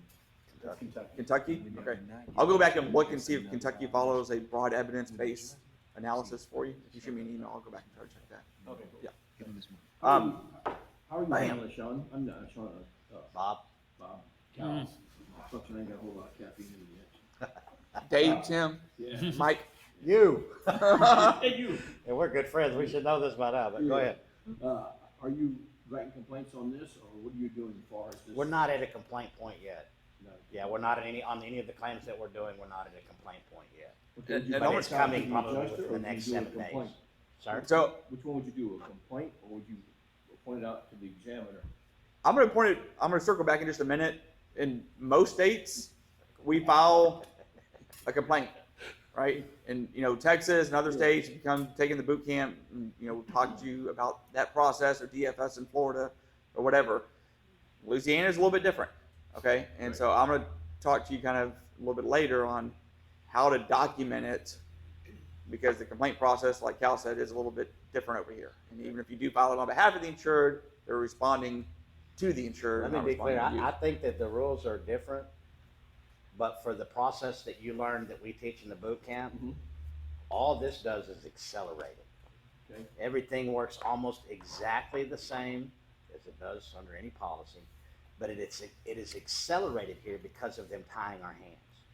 So what we're gonna do, by the time that this event is over with for the state of Louisiana, we're gonna change a couple of things. And it's going to be simply how we change everything. We're going to attack it the way that it should be attacked, and when they break, when the whole thing breaks, we're gonna point it out. The whole thing's broken anyway. But we're going to have to show them where it's broken at, which means that we have to follow the process to a T, but we also need to be keenly aware that a lot of folks don't like us here. And those folks have law degree licenses. And they're the last ones that we really want to piss off, but they're pissed off before we ever got here. So y'all realize that the Louisiana didn't have a PA law till 2007? I wasn't it was before I started practicing. It was right before Katrina. Yeah, No, right after Katrina. Right after Katrina. Katrina was the onset of why I was here. 2005 was So Katrina, there's, yeah, we're it's still past really in infant stages here. And if we're part of the reason that I wanted to hold this today is that I want to help shape the future. I want to make sure that we keep the good things, Policyholder Preservation Association of America. I want to make sure we keep the good things that are there, not let them take any of them away, but then get them to expand on what they've already put in. To say that not having a contingency fee contract is in public good, that's some of the dumbest shit I've ever heard. That's almost as dumb as saying, hey, we're going to send the guy that owes you the money to tell you how much. Doesn't make any sense, does it? Yeah, I don't know any public policy that says that, hey, I'm gonna charge you $500 an hour because that's what I charge. I'm gonna make a 15-minute phone call once a week, whether you need it or not. And I'm going to bill you, and at the end of the day, then I get to charge you. Even if I don't get you a Yeah, but see, recovery. there's a caveat inside of that too. Then there's another section of the statute that says you can't charge anything unless the money's been given to the insured, Wow. which means that it's absolutely a contingency fee contract. But do we want to fight that fight today? I don't think so. I think it's actually there for our benefit at this point in time. Got it. Sorry, Shaun, I hijacked you. No, that's what I want you to do.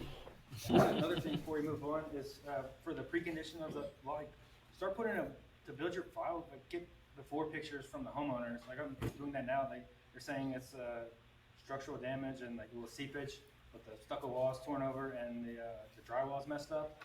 My client has perfect pictures. They look beautiful. Like, a few days before the storm, they had a birthday party. So people might not know that right off the bat, but if you put a bug in their ear, hey, be looking, you know, ask your niece when she was over here for whatever. You know, they might have snapped a cell phone picture and put that in your photo report, and that's just gonna help document the file and get it paid. That's good Hey, advice. quite often You now, may put to Melanie to add to the checklist when you're signing the contract, add that question into it. Any recent pictures? Just don't. any recent photos. I mean, if they recently purchased the home, then you can probably go back and get listing photos. Okay, that would show the precondition of the home. A lot of people go take pictures a day or two before the storm hits, right? Because they know now it's on the news. You go take photos of your property before the loss. So a lot of them may have that, or may have photos during the loss, but before the damage really occurred. You know, while the storm was just starting to blow in. So. One guy bought the house, he literally closed on the house, I think 2 days before. 3 days before. Yeah, and so it's like, you got photos. It's like, Welcome I was home. like, that's cool, man, we'll just go to realtor.com and pull them up. Yeah. That's fine. And most of those, if the home has been sold anytime in the last 4 or 5 years, it may have been sold like 4 years ago, but it's still archived. If you go search that address and for sale, you'll find the old listings. It's archived on the internet. You can pull up and look at the old photos. Zillow a lot of times has them or something like that. So, Home Yep, inspection. Redfin. Here, you can get them where you get them. yep. And you know they can because they pop up with a, well, we have pictures from Google Earth from 6 months ago that shows that shit there. Yeah. Where'd you get that at? So those might be on Wayback Machine, use that, archive it on the website. Well, we understand, and we should all understand that while we love the insureds and we want them to be protected, that we also sometimes have to protect them from themselves because, you know, they get to shaking that head like you're doing now, and they'll put all kinds of stuff in there because they think it's going to help them. No, I want you to be honest with me. I want you to tell me exactly what's going on, and we'll deal with that as it comes. The last thing that I want to see is that you lie to me and that that adjuster that I'm talking about shows me a photo from Google Earth.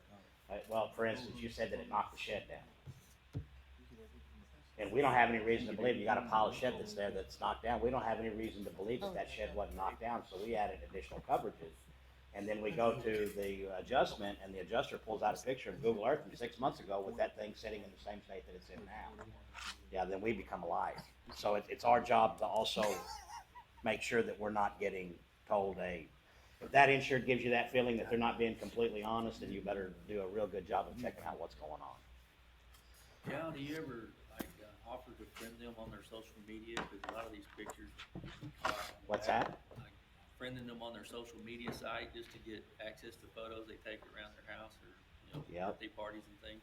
If they'd use one iota of the energy that they use to try to deny a claim towards trying to pay a claim, there would be a much different scenario than what we're looking at. But they're not doing that. You have people that are absolutely going above and beyond, and that's kind of what Shaun was talking about earlier.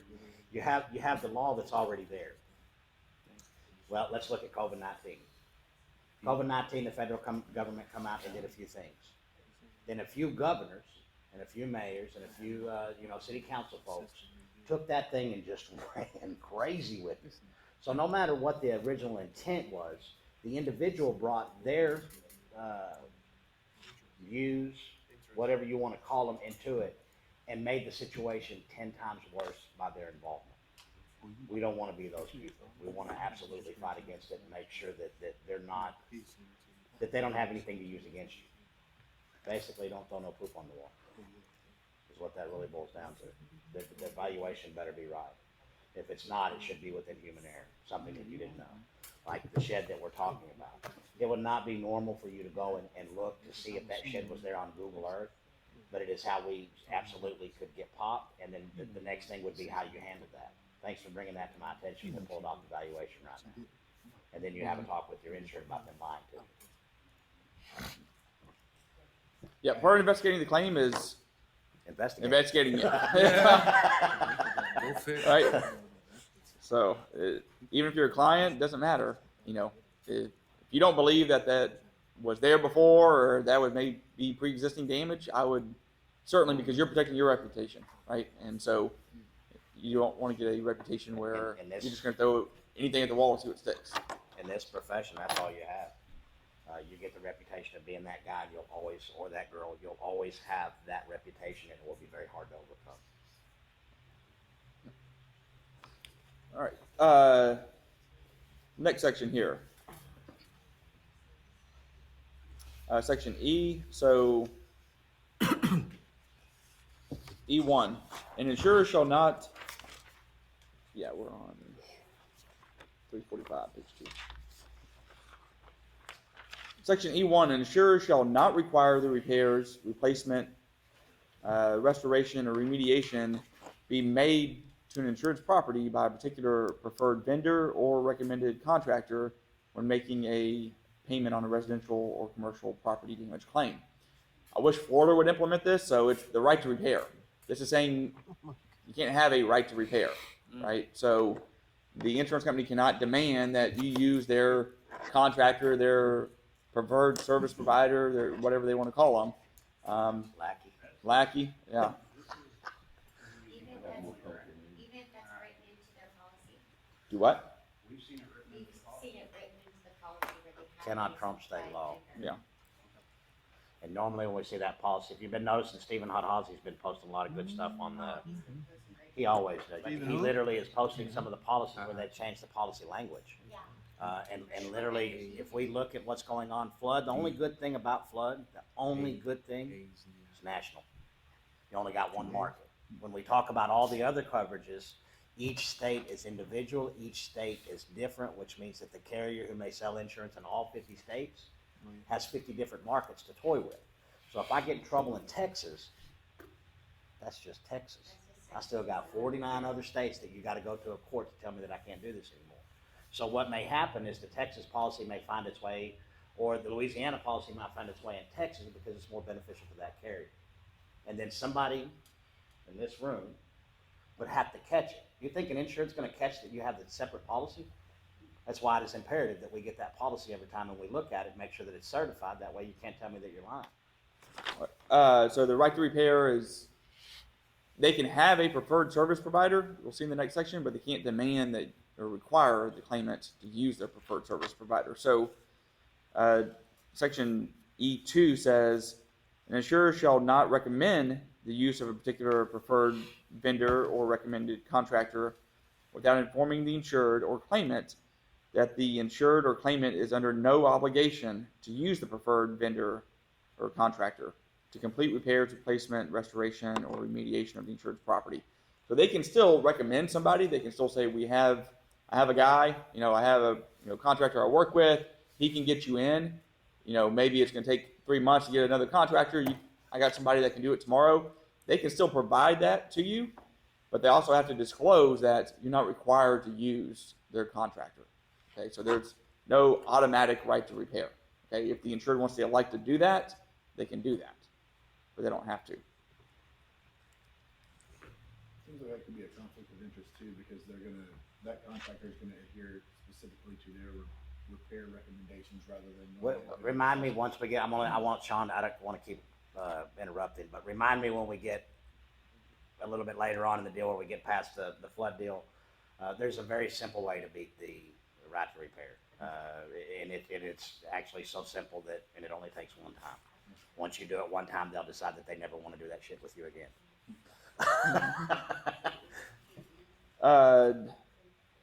F1. So in the adjustment or settlement of first-party losses under fire and extended coverage policies, an insurer is required to include general contractor's overhead and profits in payments for losses when the services of a general contractor are reasonably foreseeable. So this means that they have to include overhead and profit as long as it passes the test on whether it's reasonably foreseeable that the insured will utilize the services of a contractor. It's not a paid when incurred item. It's not go get a contract with a contractor and come show it to me, and then we'll include it in the estimates. It's not go do the repairs and then we'll take a look at the invoices and we'll decide whether to pay overhead and profit. Okay, as long as that determination is made on the front end before the work begins on whether or not the insured is reasonably likely to utilize the services of a contractor, then OH&P should be paid. Okay, and that's going to be on every claim. Okay, can they exclude certain trades from O&P? I've got several claims where they've taken the Nope. O&P off the loose. That's kind of, I've read this thing over and over, interpreted it, all trades. So even a mitigation company would be entitled to O&P. If it's owed, it's owed. And see, but then you turn back into those preferred vendors. They're not charging the O&P because they're Yeah. afraid they're going to I'm lose just their bread throwing a and broad butter. question out there. Yeah, But if you remember in class, we actually, from the Oklahoma claim that we do in the complaint section of it, we show exactly what happens when those guys come out there and they don't charge the O&P, Right. or they only charge 10% O&P. We proved very clearly what happens. You rob from Peter to pay Paul so that you can make some money. Right. Who gets harmed in that? Absolutely, because in that instance that we're talking about, they went from a very, very high-grade custom cabinet to the stuff that we could go down to Lowe's and pick up right now and pull it over and put it in their kitchen. That's where they're making that money up. And so we need to be careful in how they present it. I don't care, the way that we write them, I don't care what the mitigation guy did. We're gonna do what we know to be right, and then we're gonna move forward. Now, if they've already got a bill and they incurred that cost, we're gonna go ahead and add it, but we're also gonna look at it and make sure that you didn't do a bunch of, well, for instance, the bathroom. Got a little 60 square foot bathroom and they got 6 fans in there. Really? And we see it all the time. Why? Because they're trying to make up for not having the O&P. Most of them do not even understand that that's what's going on. Why are you doing this? Well, because I'm not making enough money. They ever occur to you because you're not charging overhead and profit, and your due overhead and profit, that's 30% at a minimum. Keep hijacking, I'm sorry. No, I like it. Every time we go off on something, there's always good questions about it. So it's not going off; it's exploring. What's the saying? All that explore are not lost, or something like that, or all that wonder are not lost. No. There's something in the NFIP this morning, the document you had that said some trades are excluded from the O&P for that. Yeah. I didn't see which ones. On the NFIP when we were talking earlier? Yeah. It's in there. Let's look back and find. Yeah, there's a list of ones that on one of the handouts I gave y'all on NFIP claims on what they say they don't, but it said they don't generally apply overhead and profit, and so doesn't mean that it's a bar that they don't owe it. It just says that the adjuster has to justify it, has to write into the estimate why overhead and profit would be owed. Remember, that was the one I told you you need to help the adjuster and say, you know, here's why you owe this on those claims. So it wasn't a bar, it's just kind of their Like quote unquote everything else. guidelines. Yeah. When we get the fields, we'll do it. Unless you make me have the fields, I'm not gonna do it. Well, they're calling it something non-OHP trades. It's 264. Yeah, but Like, read the language on it. It's not saying that it's, I didn't say it was bar, but they could apply, do O&P for everything, but I haven't seen a list of the trades that are gonna get excluded. It says what they typically grant it for, but then there's like some non-OHP trades might be in the actual policy. yeah, Kind of a sidetrack, but. it has non-OH&P items listed, but then it has language that goes on. Where's it at? Oh, typically omits, okay, there's a word. Yeah. 264. It says it typically omits certain, which says like one of them was contractor bid items. Can you read off the list there? You got- I got cleanup, treatment against mold and mildew, building dry out, HVAC, kitchen appliances, carpet and padding, and contractor quotes or receipts. Contractor what? Receipts Quotes or quotes. receipts, like bid items, and They wouldn't need overhead and profit on those? under National Flood Insurance Program, it's saying these items are typically omitted from overhead and profit, but it doesn't say that they can't pay overhead and profit on it. Yeah, It just goes on to say that the adjuster has to provide documentation and justify why they're paying overhead and profit on it. So, Now, we're gonna do a little side deal simply because it's a good time to do it. We have a claim going on flood where we got the guy 120 grand and he didn't have any money before we got involved. We got him 120 grand. But the FEMA adjuster said to him, I don't have to put their name on this check, which means that you don't have to pay them. They issued him a check based off of our valuation. They literally went in and marked red on the things that they weren't going to pay, which were bullshit anyway. But, you know, they come up to 120 grand based upon our evidence. So we're litigating against this guy. We took him to court. I'm going to get our money. And we get in there, and this guy literally calls Shaun 5 minutes before the deposition and says, you have the opportunity right now to pay my client 15 grand, but you have to do so before the end of the deposition. If you wait till the deposition is over, then that deal's off the table. We're all pissed. Shaun's pissed, I'm pissed, Monty's pissed. We get into this Zoom deposition, the first thing, and it was beautiful. It was one of the first times I've ever seen Shaun really get on somebody's ass. And he got all up in the middle of the boys' stuff, right on the deal. Guy, I want to put this on the record. You know, this guy's trying to perform, you know, some type of blackmail. He's pulled this deal, and we want to make sure that we have this on record because it's so unusual, the way that he, you know, phrased the whole thing. So he automatically, oh, I'm so sorry, that's not what I meant. And then he starts going forward, and then he starts to present the reason why he believed that we should have paid him. What he tried, what I'm getting at, the whole point of this story is that they don't understand. Even the attorneys don't understand. The guy literally is telling us that flood cuts 2 checks. He's read this handbook, and this is what this handbook tells him it's going to do, and that the flood company, the flood payment comes out, and they pay the first time simply to remove all this stuff that you see now. Nothing to go back. No return on the construction at all, simply to get all of the bad stuff out. And then somebody else comes back in after that and then issues the amounts to put all that stuff back together.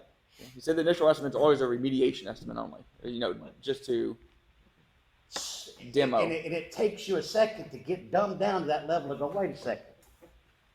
You mean you're trying to tell me that this is what happens? And I mean, just as this guy really believes this. So this is when Shaun says, you know, I believe, he lets him go through all these questions and gets the stuff done. And when he's done, and Shaun says, I believe that there's teachable moments in life, and this is one of them. Mr. Spoon, and then we went back through the original valuation that flood cut. Mr. Spoon, line item, you know, 456, what does it say to remove and replace, or does it just say to remove? No, it's to replace. It shows putting it back. And we went through, you know, 15, 20 line items. And the guy still, well, that they offered 5 grand a couple weeks ago. So they're now 20 grand higher than what they started out. They started out saying they wanted us to pay 15.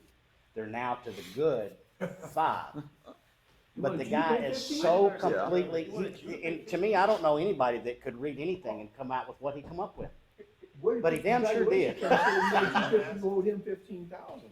How did you owe him 15,000? He thought that, what he was saying is that we took advantage of the insured knowing that there would be a second check cut for the other Oh, items. that was the attorney. Yeah. Yes. Okay. Saying the second check was coming regardless, like regardless of what you did, it was No matter what, they were gonna come back out there and cut the money to put the stuff back. The first check was only to take the stuff out. Oh, no. Only to take the stuff out. And the other attorney didn't read the estimate. He didn't know how to read the estimate. He doesn't know what, but the point is there's a couple of them. Number one, better not ever hire that son of a bitch, because he'll get you in more trouble than anything that you could ever possibly think by having things happen that he didn't know how to counteract. Somebody like Shaun will, or hopefully Nick as well. The second part of that is that don't try to make people out to be where they can think cognitively. They can't. This is a direct deal from a guy that's went to school, supposed to be learned, supposed to have an education, supposed to have a little bit of common sense about it. He has fundamentally got the whole process wrong, and then banked an entire defense upon that fundamentally incorrect assessment. So we're going to deal with these same people over and over again. In other words, I don't care what they do. You know what the right thing is to do, correct? Then you keep doing that thing according to the guideline. But don't let them ever get you off in the corner thinking that they have This guy, if it was anybody else, I promise you, you'd be scared. You'd be sitting there going, this guy's, because he was so convinced. You ever meet somebody that's lying, but they're so convinced that you almost like your kids? Did you do that? No, Dad. I saw you do it. I asked you as a, just to see if you would tell me the truth, but you're lying so well that I want to believe that you didn't do it, but I know that you did. They're that good.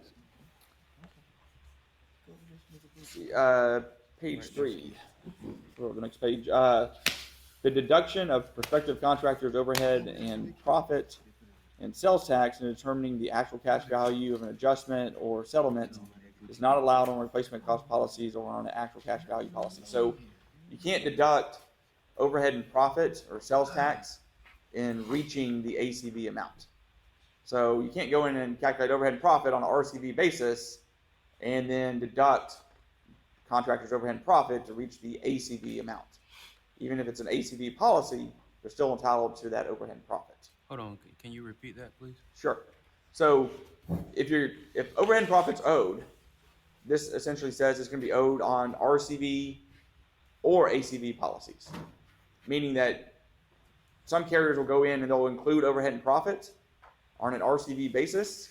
Then they'll go in and subtract that overhead and profit, basically depreciate it, and then tell the insured, you'll pay that. There's overhead and profit here as recoverable depreciation, but you have to go incur that cost first. Yeah, okay. And this is saying no. Overhead and profit is owed on an RCV or ACV basis, meaning that they're going to owe that. That's a complaint issue. That's one of those complaints that would be followed quickly.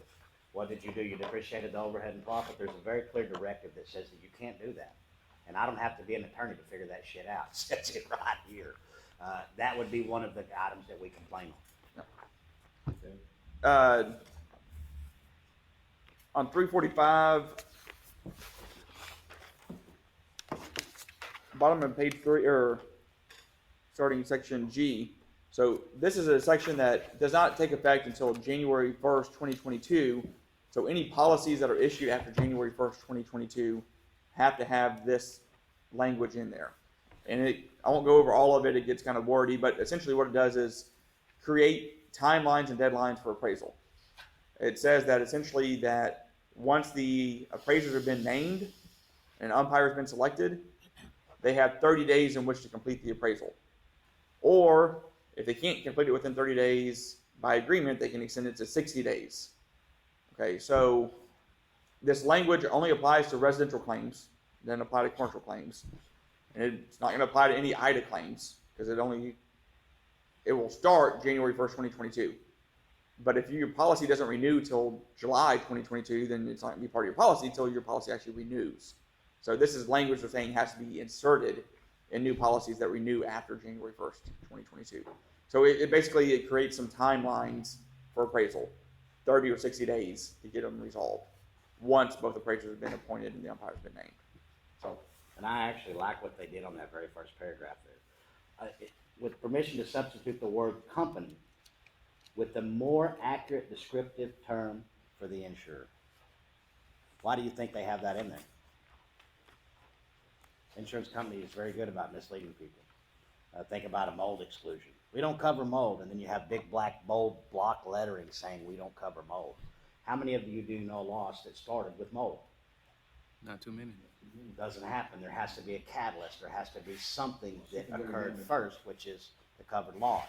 So you don't cover mold as a covered loss unless you have an endorsement for it, and that endorsement would only be the removal. But mold is covered in every policy provided a covered loss occurred first. So if you had a water burst, the water burst happened, the mold is a result of that loss. But the way that they placed a mold exclusion is to be able to have your agent say, hey, we don't cover mold. Look right here. And they tell you, and you go right to a place, and there you see in big black bold letters, we don't cover mold. How many people stop right there? Almost all. Same thing for dry rot, and when they try to get you on concurrent causation for like decking, it's like, this isn't a dry rot claim, this is a roof claim, we have to replace the decking. and stuff like that. Why are you replacing the decking? right. Do what? For buildable surface. Okay. Huh? Why are we replacing the decking? For a complete roofing system, millable surface and. And nullable surfaces do for what? Huh? Why are you doing it? Why do you need a nullable surface? And I'm going somewhere with this, so Because the manufacturer requires it to do what? to put the roof back in. But what does it grant the insured once that's done correctly? There you go. And if it's not done correctly, what happens?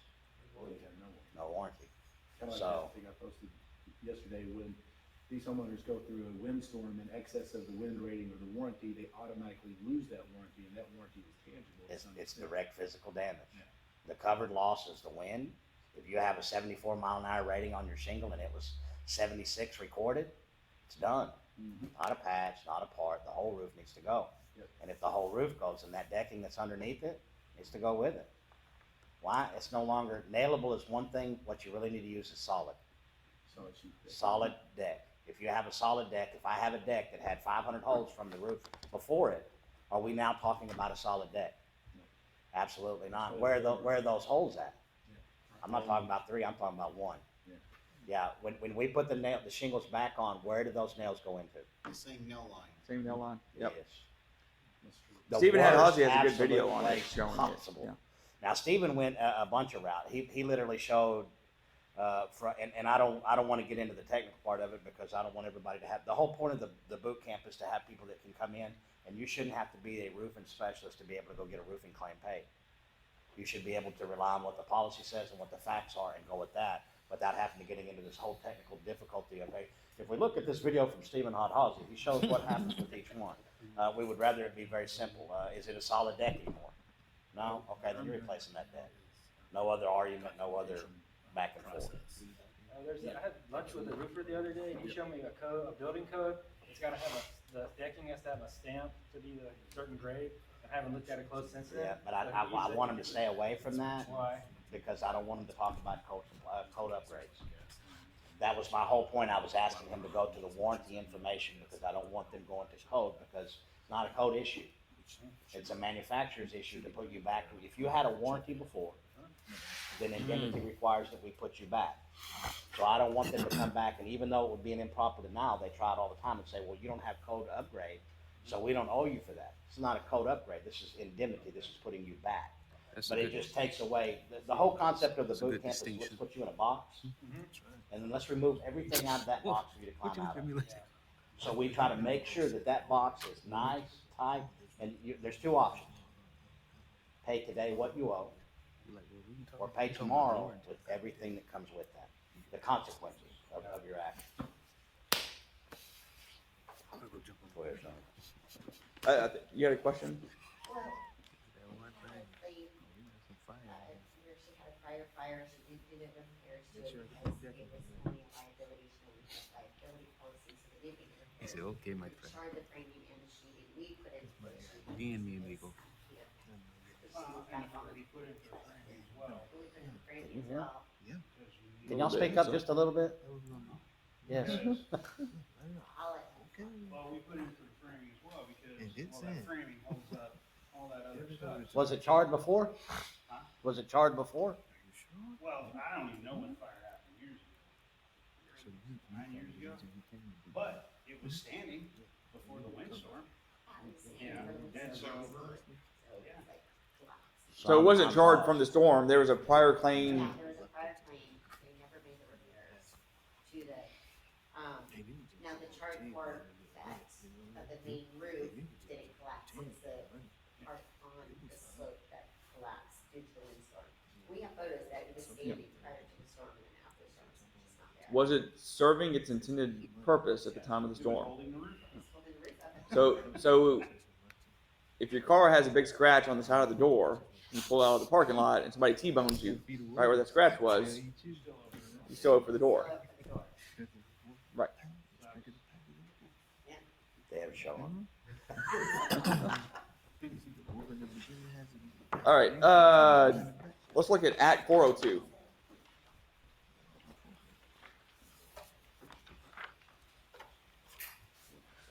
Yep. Everybody have 402? Yep.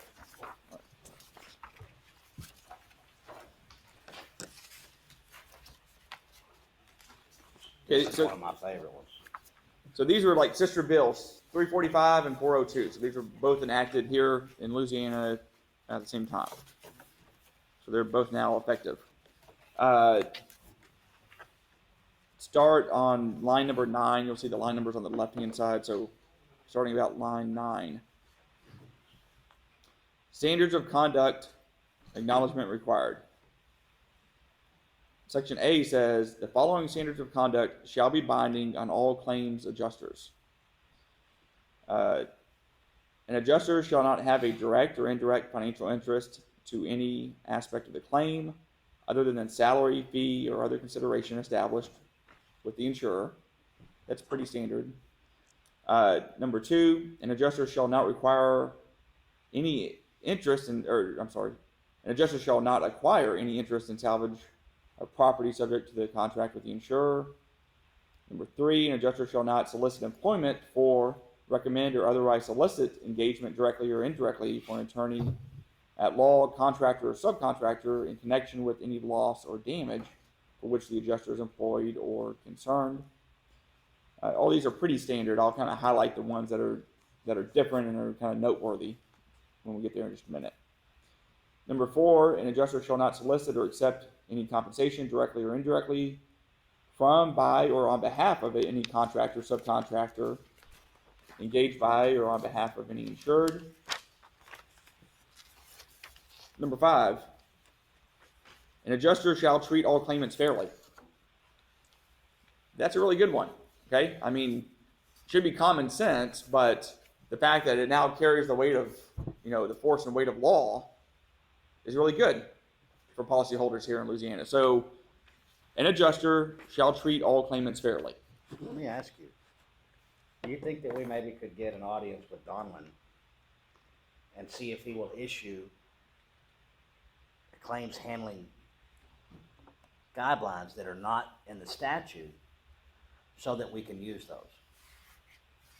You understand what I'm saying? Get them out of the damn statute to where they're in a handbook so that we can refer to them and say, I'm not reading the law, I'm not, being a lawyer, but right here it says because almost every one of these things that we're talking about is something that each person in this room will see on every claim. Like a notice to insureds or the policyholders, or kind of a pamphlet or some sort of guideline that something that we can refer.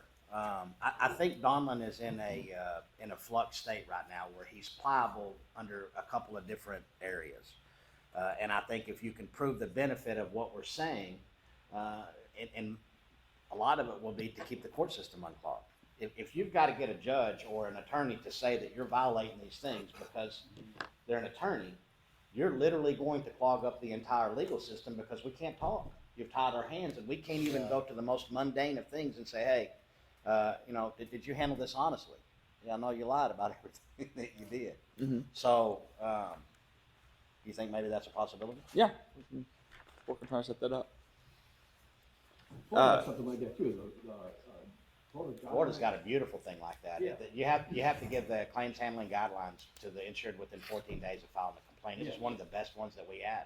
Nobody got it, and we filed off immediately complaints to DFS, and that single thing got the attorney involved on the other side before the attorney was involved on this side. Many of those claims, they said pay the whole thing, pay everything off of it and get away from it because we're in trouble.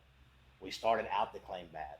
We started out by not doing the very first thing that we were supposed to do, which was by sending that handbook.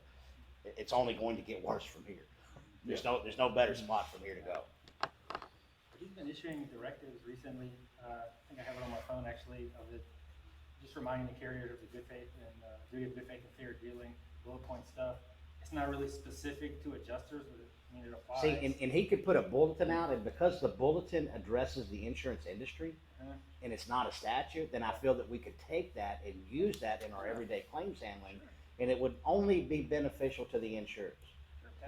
Yeah, normally it takes the kind of, he issues a bulletin or something like that, saying, advisory, reminding, adjusters, insurance carriers that they are to comply with the following, kind of just enumerate. We give him a way out where we don't tie his hand.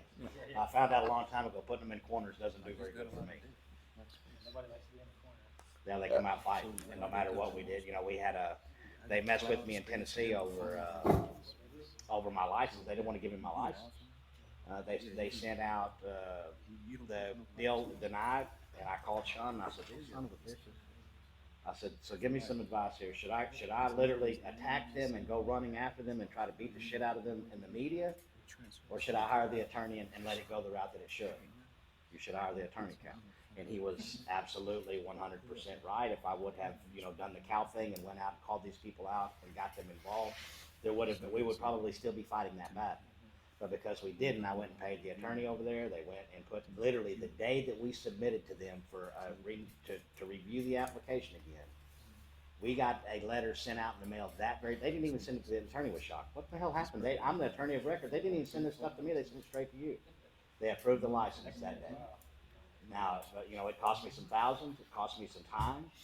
But because I took the advice that I tell everybody else to listen to, I didn't go out trying to swing. I literally got the thing handled way before I would have if I would have went swinging.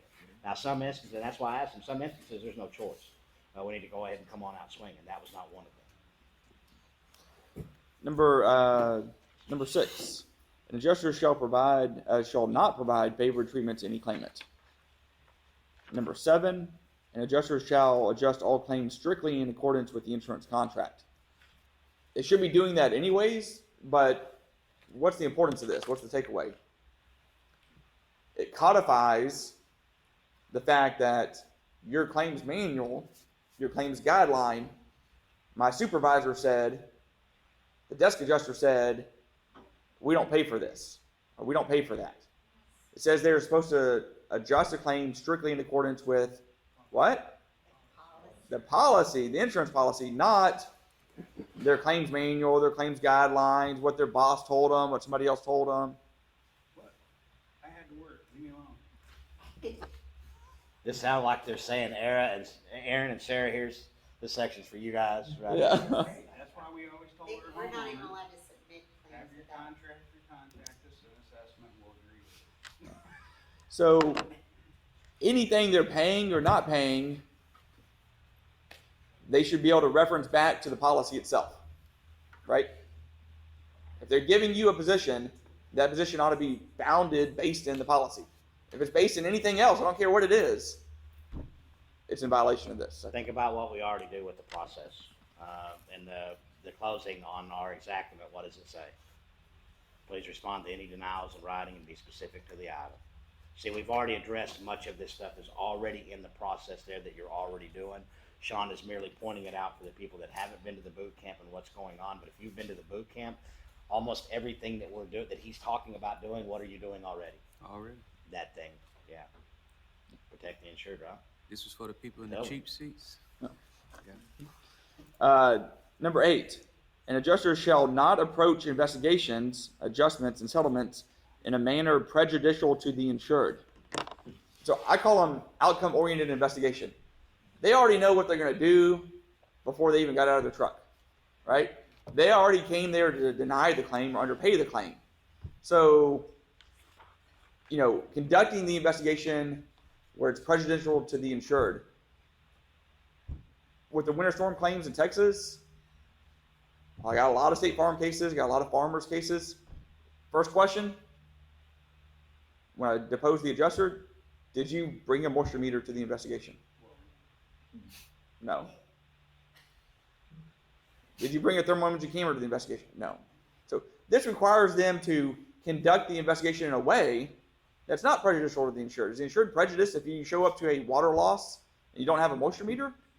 Of course they are, right? So you're conducting a claim that's outcome-oriented, right? You already have a preconceived plan of, according to the CEO of State Farm, all these claims are less than $25,000. So if I don't have a moisture meter, maybe plausibly I can write an estimate and keep it below $25,000. But if I have a moisture meter and I start testing things and it starts well, I'm not going to be able to comply with my directive, which was, hey, all these claims are less than $25,000, right? So not showing up with the basic tools of the trade to properly investigate the loss is a violation of this section. Not bringing a ladder to an inspection.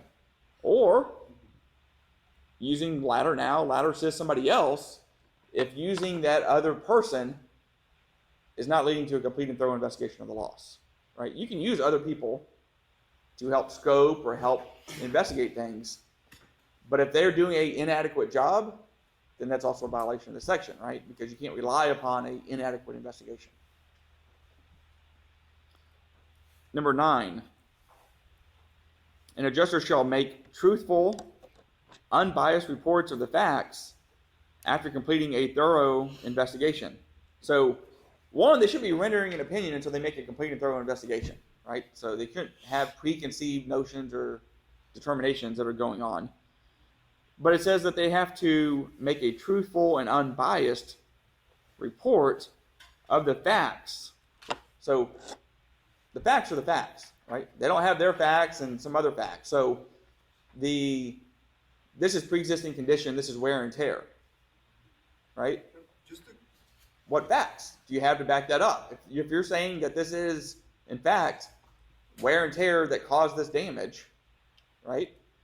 What would be your factual basis for that? Because you have to make a determination based on facts, not opinion, is essentially what this section is saying. It can't be opinion based. You can't be just throwing things at the wall to see what sticks, right? If you're saying all this damage to the shingles is because of bird poop that flew over, then you ought to have some sort of factual documentation and evidence that isn't true, that what caused loss or damage to this particular And we actually area. hear that stuff. Yeah. Bird poop. That's bird poop. That's bird poop. Bird poop. Hey, granular loss is bird poop. And I did want to add, when on number 8, when he was saying adjuster shall not approach investigation. If the Bar Association comes after you, there's very few people that are going to be successful. One that I can specifically speak to, Jansen International, out of Texas. They came after Jansen saying, hey, you're practicing law. And it was the state bar that came after him. And it went all the way to the Supreme Court. The Supreme Court said, no, they're not. So they have to order because you're a licensed public insurance adjuster. What else would you be doing? It's what we're looking at here.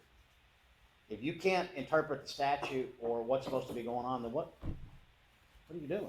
Yeah. And what they said was we've carved out a little niche. You know, that they're public adjuster licensed. If you think about what do we have to take to get our public adjuster's license? The exam. What does the exam include? The legal part, doesn't it? Mm-hmm. And then every 2 years when we do continuing education, what do we also have to do? Law and ethics. So why are we doing these things if we're not doing law and ethics specific to healthcare or to anything else? We're doing it specifically to the niche that we are in. This carved out section. Exactly. Which is, these are some of the things that we're going to fight for at the end of this journey, is to prove, you know, your stuff doesn't make any sense. And it's good that you've got us in here, and it's a great deal that you've got us here, but we need to get the parameters narrowed down so that people are not afraid to come work here. Right now, if you think about what the biggest consensus on Facebook and every social media platform that you're talking about is worrying about coming to work in Louisiana because of the claims climb. The insured should have the ability to hire a public adjuster when they want. That's the reason that we have the statute here, and there shouldn't be a whole lot of things that keep you from coming here. Because all this section of what we're going in right now, it says adjuster, it involves any kind of adjuster. So it involves us and also involves whether it's a field adjuster, a desk adjuster, whatever that practice here in Louisiana, right? In my deal, I have a section on their conduct as well. Shaun only has ours as the PA. I have a section on mine that shows what their duties and obligations under their license are as well. Because even though it doesn't say public adjuster, we fall within this category that we're talking about right now, right? Yes. I don't Under think this so. act right No. here. Could you look, there's a specific conduct for PA 1706, and then. Yeah, here there's for- 2 sections. here There's for- one but section here, for but them number and one 20 section for says, us. No adjuster while licensed by the department may represent or act as a public adjuster. Exactly. There's areas that are specific to them and specific, but Well, and that- there's some overarching areas that apply to both. So, But yeah. this one says it's binding on all claims adjusters. Yeah. That's what I'm Well, saying. but So- that's, No, now, we now don't you're say trying to that. make common sense. You need to stop that. So it applies- Because none of their statute makes any common Is there sense. a separate Let's look statute at like one this simple for thing. us? This Yes, is not a yeah. contingency fee contract, correct? Okay, correct. But It's if a you not can't, policy. if you can't recover Do what? any funds from an insured until they Is there a receive a code check, or a number? what does that actually Yeah, mean? I'll send it to you. It means it's contingent on them receiving funds. I know. So it doesn't make sense. Who the adjuster makes It's it a- it's a- policy over opportunity, just your claim is gonna be policy limits, then for whatever reason it comes back, it's not. And that's common insurance. If a representative of the insurance company would represent to you something is correct, guess what? That shit's correct this time. I don't care what you do over here, what it's detrimental reliance. Exactly. If you told the insured, hey, gonna get policy limits. That insured in their head, what do they do automatically? They spending money.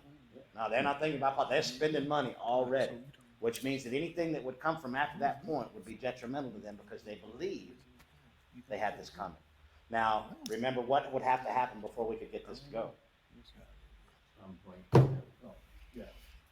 We can call it bad faith, we can call it all the shit that we want in the world, but it's never going to matter until we get it in front of a judge. And the only way to get it in front of a judge is attorneys. So there's gonna be, but we need to know so that we can let them know. It should be in our claims file exactly what happened. Yeah, this is the adjuster agreed that policy limits, then they came back with half of the policy limits.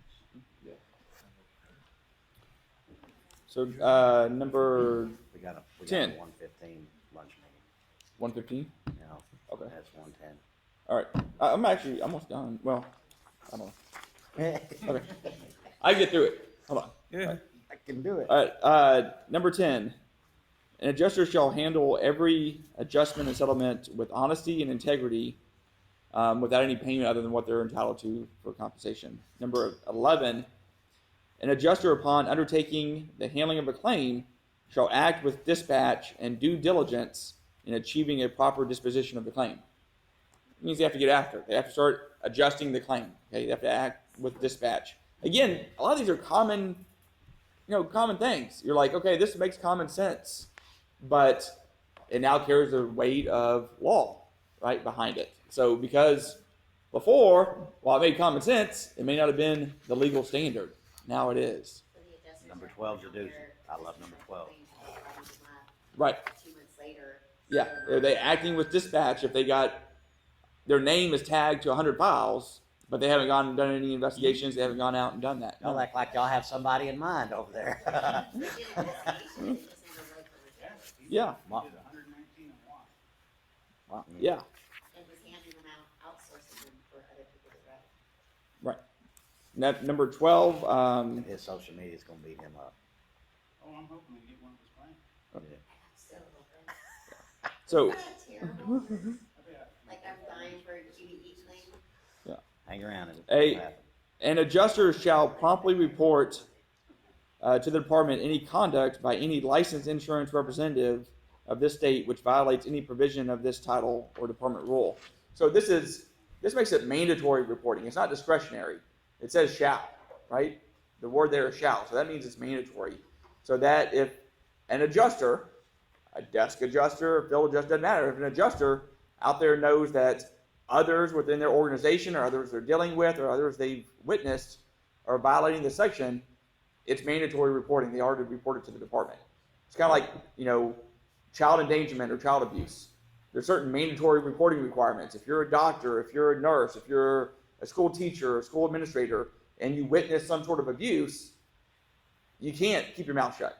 It's mandatory reporting. You have to report it to the proper authorities. This makes it mandatory reporting on other adjusters to turn in bad apples. What is the consequence of not doing so? They could be putting their license in jeopardy. So you understand what he's saying? If you don't tell, then you could be in trouble. Now, I think there's a very peculiar part of that at the end of it that says, of this title or department rule. I think that's the answer to what we want Donovan to do. It's a department rule that narrates what he's talking about. How can I report this to you if I can't review the law? How do I know I need a mechanism to report it. Exactly. And if they're saying that no insured can report, before we got the email, the actual statute says that we can't file a complaint. This says that we must. How else are we going to report that the adjuster is there? There's so much contradiction going on that it is absolutely, it's a tightrope. So like the desk adjusters that are not responding to the order when they're calling. That's a complaint. Yeah. Now we do it. Luckily, we have an email. Not many people are smart enough to send the email to them and go, "What do you want us to do?" Yeah, we're fixing to put some shit on you, so you need to tell us how you want the shit. You want it on the side, you want it up front, or how do you want it because it's coming? And they told us, you can go ahead and submit, but we're going to respond to the insured, which in itself is dumb. The insured doesn't know anything. That's why they hired us, because they don't. They're barbers, they're physicians, they're all of these other things that have nothing to do with insurance. How in the world would they know what they're supposed to do? It's like expecting you to go catch the guy out there speeding. You don't have any authority. You're not even sure what the rules are, or what you can and can't do. Doesn't make any sense. He said he could get through, but I keep stopping him. No, I'm going to do it. I got it. Let's see. 13. This is a really important one. I'm really glad they implemented this. So, an adjuster shall exercise appropriate care when dealing with elderly claimants. All right. How many times you have grandma that owns a house? She can't see. She doesn't, where's your damage? I don't know. There's a leak over here in the living room. She may not have been upstairs for the last 10 years because she can't go upstairs, right? She's not going to get in the attic space. She's not going to get on the roof. And so it says that there's a heightened duty when you're dealing with elderly people to factor that into how you properly adjust the claim. It means that as an adjuster, they probably need to spend a little bit more time to more thoroughly investigate the claim. Make sure that they've gone above and beyond to document what is and is not damaged, because they can't rely upon just what they're being told by the claimant. I like that heightened duty. Yeah, Florida used to say extraordinary care to elderly, and they struck it all out recently. Well, and most of these laws are addressing other things about the elderly and things like that. They just reinforce them. If you think about how many times they talk in this thing about not taking any compensation any other way, they say it like 12 times. Mm-hmm. Yeah, you can't get any money from over here. By the way, you can't do anything from over here. By the way, I know we already said this before, but you can't get any money from anything else. But they literally reiterate it over and over again. There's a lot of redundancy built in. Yes. To make it crystal clear, there's no loopholes, there's no gaps. It's by no vehicle Yeah. to try to circumvent what they have put in the law. They don't want you going around trying to figure out a way Some to technicality. circumvent what they have done and put in law. If the intent was to keep you from doing this, then there's no reason that you should go around another way trying to figure out how to get past their intent, whether you like it or not. It says that you can't make any representations. I'm not going to go over all of those. That's pretty standard in most states. No representations, written or oral or otherwise.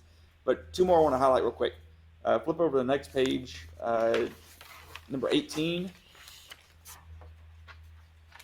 An adjuster shall not undertake the adjustment of any claim for which the adjuster is not currently competent and knowledgeable as to the terms and conditions of the insurance coverage. That means they need to read the policy before they go out, or which otherwise exceed the adjuster's current expertise. So you have to have subject matter competence on what you're adjusting, right? It means not just any adjuster can go adjust any claim. If you've never adjusted a TPO roof claim or a metal roof claim or a commercial structure, okay, then just because you got your license 2 months ago doesn't mean that you're necessarily qualified to adjust this claim, okay? So that matters. That makes a big difference. Let me add something to that. Yeah. The thing that I see about this, it's dual sword. If they're wanting the ladder assist company to come out, or if they're wanting the engineer to come out, this would be their crutch that they would be able to say that under. I don't know what I'm doing, so I'm going to adjust the part that I do know, but I'm going to bring somebody else to talk about a building consultant or an engineer or somebody of that matter that would give them the knowledge inside of that claim. Yeah. Do you agree with that? Yes, and the next section, 19, says they can bring in a consultant, but they can't outsource that adjustment of the claim. An adjuster shall not permit an unlicensed employee or representative of the adjuster to conduct business for which a license is required pursuant to the provision. So if they want to bring in a consultant or ladder now or ladder assist or whatever, they can do that. They can't bring that person in to make up for their shortcomings on basically them not being competent on what they're adjusting. Okay? So you can't say, I'm going to bring in an engineer and have that engineer essentially adjust the claim for me. But I'm the adjuster. Okay? What about the fact that they don't give adjusters policies? Yes. They better start giving them policies. They better start reviewing it if they're going to adjust it in Well, accordance with the remember one of policy. the first questions on your questionnaire to ask is, did you read the policy? And when you put no, you put it in the business record. They have told you, no, I haven't. That's an automatic. Yeah. Yeah, they haven't given us policies in the last 3 years, 4 Yeah, years. very If you're lucky, you get a cheat sheet with like endorsements And- exclusions and stuff, but. How could you ever possibly help somebody if you hadn't read what it took And like- to help them? Cal always says, there's a speed limit out there. Are they going to still speed? Yeah. Are they going to not give copies of the policy? But one of the first sections we went over on this was they are adjusted in strict compliance with the policy, right? So, What policy? yeah, how can you possibly on earth adjust something in strict compliance with the policy if you've never seen the policy?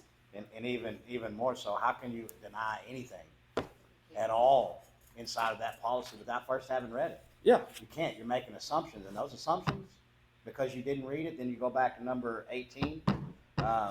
You didn't know what you were doing before. You took an adjustment that you didn't even read the policy.